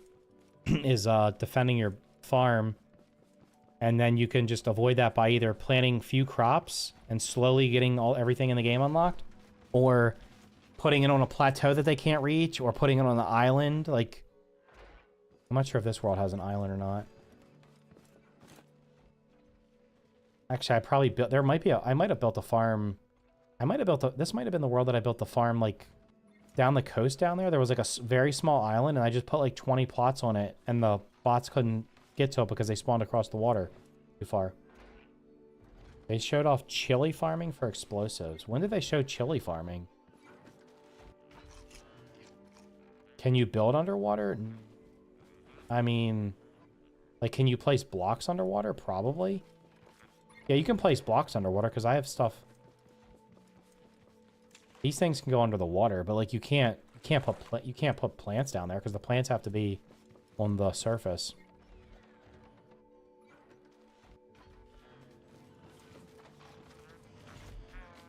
What happened now, Ivan? Buckets.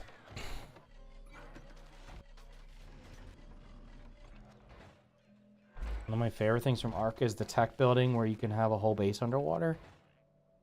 I mean, it'd be great if you could, if you could have like submersibles. The chili is supposed to give you more difficult raids as well.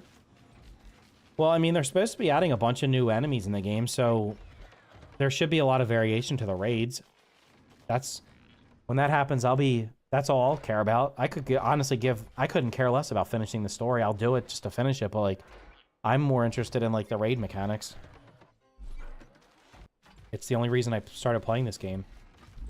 It actually has, for as little content as the game has, it actually does have probably among the best, I would say it's one of the best, like, raid systems of any game that I've played. The bots are, like, not the smartest, but they're not the dumbest.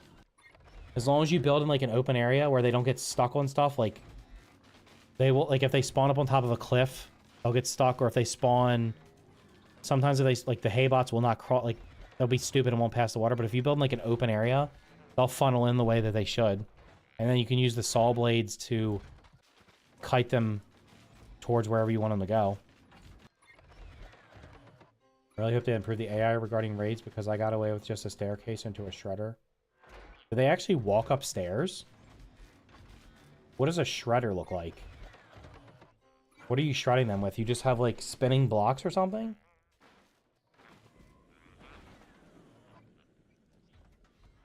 I wish they had better defensive options, but you can build whatever you want. What do you mean you wish they had better defensive options? Were you here last time when I showed off the farm that I have on the other world that has all kinds of different traps built around it? You can build whatever the hell traps you want. Build smash traps. It was just a wooden stick connected to a gas engine, and it just spun really fast. Interesting. Do they walk upstairs without attacking them? I feel like they would. I thought they would attack the blocks.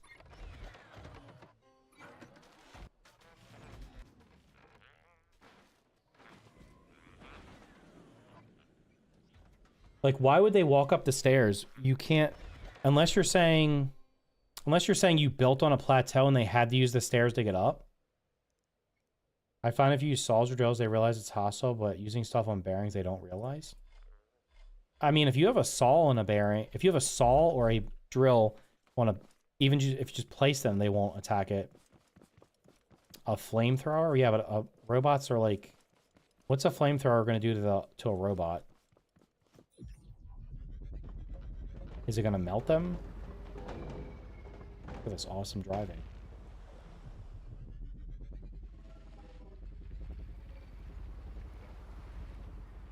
Yeah, I've used saw blades for the longest time. I just put them on the corners of my base so they funnel to the middle. I'll show you the... I'll swap over to the other world real quick and show it, because I think I'm standing at the farm that I showed last time.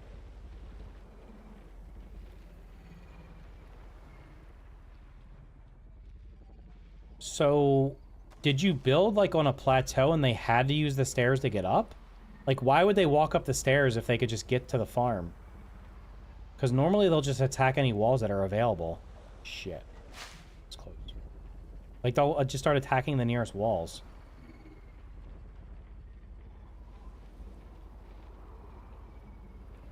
I feel like I'm driving...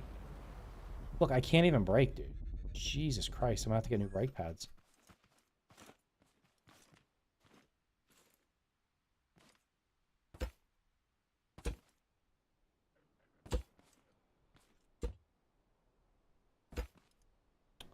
Brother. I think Deep Rock could also potentially make a good survival game. Well, they're making a new game, but it's not a survival. I think it's a roguelite. It was one of the tiles near the lake with 3 sides, water, and 1 side flat terrain. So you made them walk up steps into a shredder. I guess the question is, couldn't you have just put the shredder, like, close to the ground? Did they fall into it or something?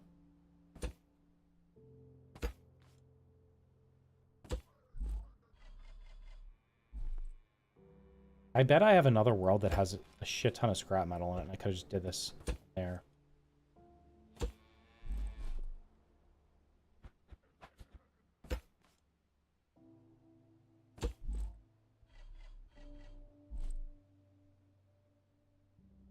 They have to fall into it, otherwise they keep their... Oh. That's interesting because they don't... I'll show you the one I'll show you the stuff I have on the other world as soon as I place all these buckets. I have a trap that just slowly smashes them and they... Maybe because it's not going fast, they just dumb and then walk into it.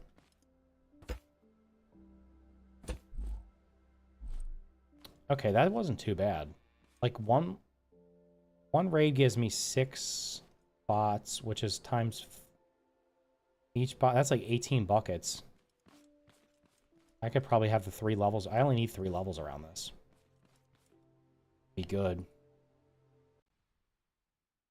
Okay. I have... Is it this one? I think this is the one where I'm standing on the farm.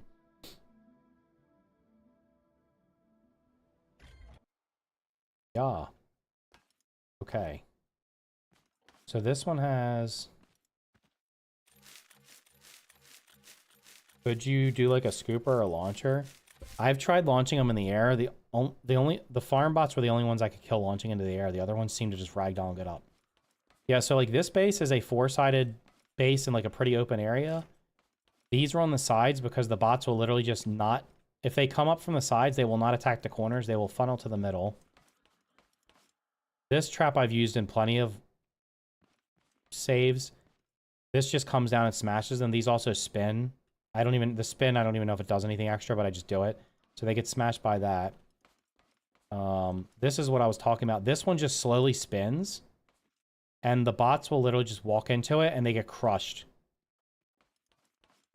But they don't attack it or anything. They just walk into it because they're dumb. This one, they fall into here. And then this wall lifts up and they get... The saw blades extend out and just smash them. And then this one over here. This one has the water comes out and like stuns them. Maybe this one might be the one that has the timer. So the water stuns them and then the floor moves and then comes back and smashes them.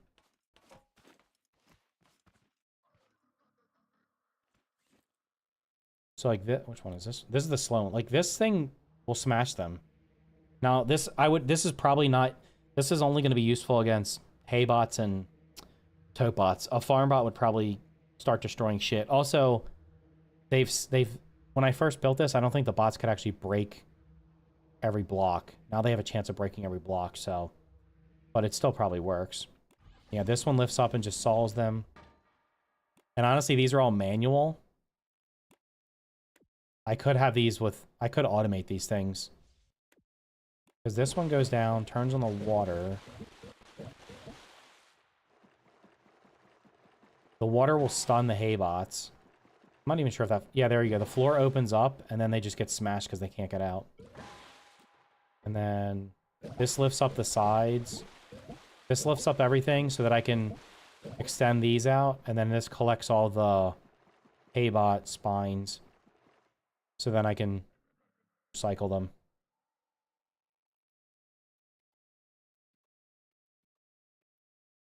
My defense is basically that spin wall you have, except I didn't have the reverse at max speed, so if a bot got too close, it would fling them backwards. Yellow jumper bot might ruin a lot of cheeses. They need to add a flying bot. If they add a flying bot, people won't be able to cheat. I mean, realistically, there should not be any places you can build that can't be reached. That's easy solution. But will they do that? Probably not, because I don't think they're going to change the terrain. How many crops can you grow there? This only has 100, I think. I think it's 100.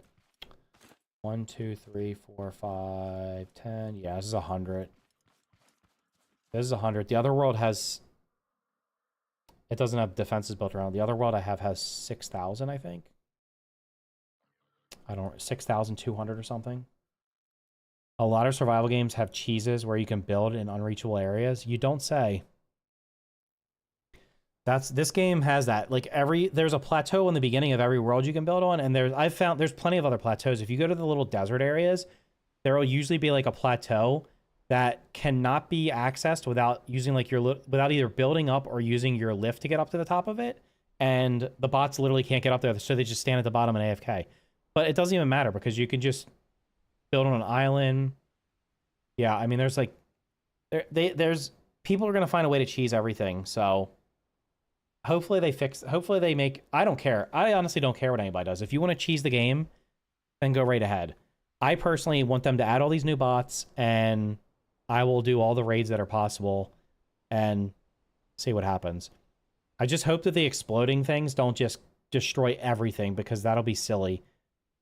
Like, it'll have to be a way of, like, you'll have to, like, basically shoot them without, before they get close.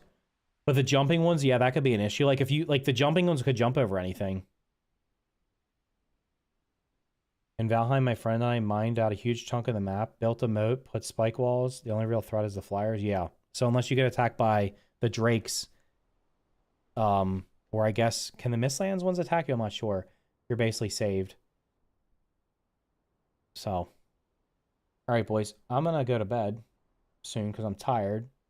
The explosive ones, we'll see what happens. I don't think they're going to make them too... I don't think the explosive ones will be as overpowered as they look because I think they know that a lot of people take pride in the stuff that they build in this game. And if what you built... Like, imagine that car that's showing in the background right now. That's made out of Metal 3. But the wheels aren't. And the little... The way the wheels are attached are like level 1 metal pipe or whatever, right? If the exploder walked up and blew up half my car, I'd be so mad I'd probably uninstall the game. So I don't think they're gonna do that. I think they'll just do damage. Maybe they'll do damage to the players and some damage. Might be limited to the chili raids. That's fine. I mean, we'll see what happens. Does explosions can destroy Metal 3? I don't know. Maybe. If it does, I mean, maybe it. I don't know if it. I don't remember. It's been so long since I tried it. Yeah, but you're going off what's in the game now. If like 3 of those exploder tote bots walk up and blow up at the same time, I can't imagine they're gonna make a way where you can just have 100% like AFK ability against them. Like, there's no way they're gonna make it where they can walk up to a wall and they just can't blow it up. That would just not make sense. So they'll probably make it where there's a chance for them to blow up. Like, just right now, there's a chance that anything can break a Metal 3 block. It's a very low chance for, like, a tote bot or a hay bot. Or maybe they can't even do it. I can't remember the numbers. But, like, it used to be you could just put up, like, concrete, too, and nothing could break it. So suddenly this happy sandbox game turns into a whole story. Yeah, we'll see what happens. According to the wiki, Metal 3 cannot be destroyed by explosions. But it can be destroyed by tote bots. I mean, sorry, by the farm bots can destroy Metal 3, and I think tape bots have a chance too. I think all the bots have I think even the hay bots can break a Metal 3 block, because I just had a concrete 2 block get destroyed, and that's pretty high durability. I think there's just a low % chance. Yeah, something like that. I mean, we'll see what happens with the balancing. Hopefully they balance it well, but we'll see what happens. All right, well, probably what I'm going to stream... Next stream will be Saturday morning around 9 a.m. Eastern time, Twitch and YouTube. And I will probably test this farm out with buckets and stuff and see what happens. Maybe I'll do a... I think I'm going to test a bunch of different level raids. I'm pretty sure that everything's going to not be able to get through it, but we'll see if they're actually indestructible. The wiki, yeah. The wiki. What's even on there? There's like nothing. There's very little in this game, so... And everything's subject to change. Like, they literally can put it up... It used to be that you could just... If you built out a Metal 3, not like farm bots couldn't even break it, but now they can. So... Which is fine, because I don't think you should be able to cheese things. If this bucket farm lets me... If I do a level 10 raid and the farm bots literally just can't break through the buckets, I'm just going to laugh. And hope that they make buckets not indestructible when the next update... When the update comes out, because if buckets are indestructible, that will be silly. I think they should just make... Maybe they just... I don't know. Maybe there's got to be... Maybe they don't even have the fire at the beginning, so they don't have to do that. Or maybe there's just a bucket that allows you to put the fires out. Because if buckets are indestructible, that's just dumb. Like, that's just a dumb thing. That doesn't make any sense. It'll let you cheese the entire game because they're so cheap to craft. Or maybe they make it where you can't craft them. Maybe you can only find them. Because if you can craft them for 5 scrap metal, as you saw, I just crafted, I don't know, 100 of them or something. Maybe more in like 2 hours, 3 hours. So anyway, thanks for watching, guys. Thanks for chatting. Appreciate it. Make sure you guys hit the like button on YouTube. Make sure you're following on Twitch. And have a good rest of your night. I'll see you guys Saturday morning for the big raid. We'll see what happens. See ya.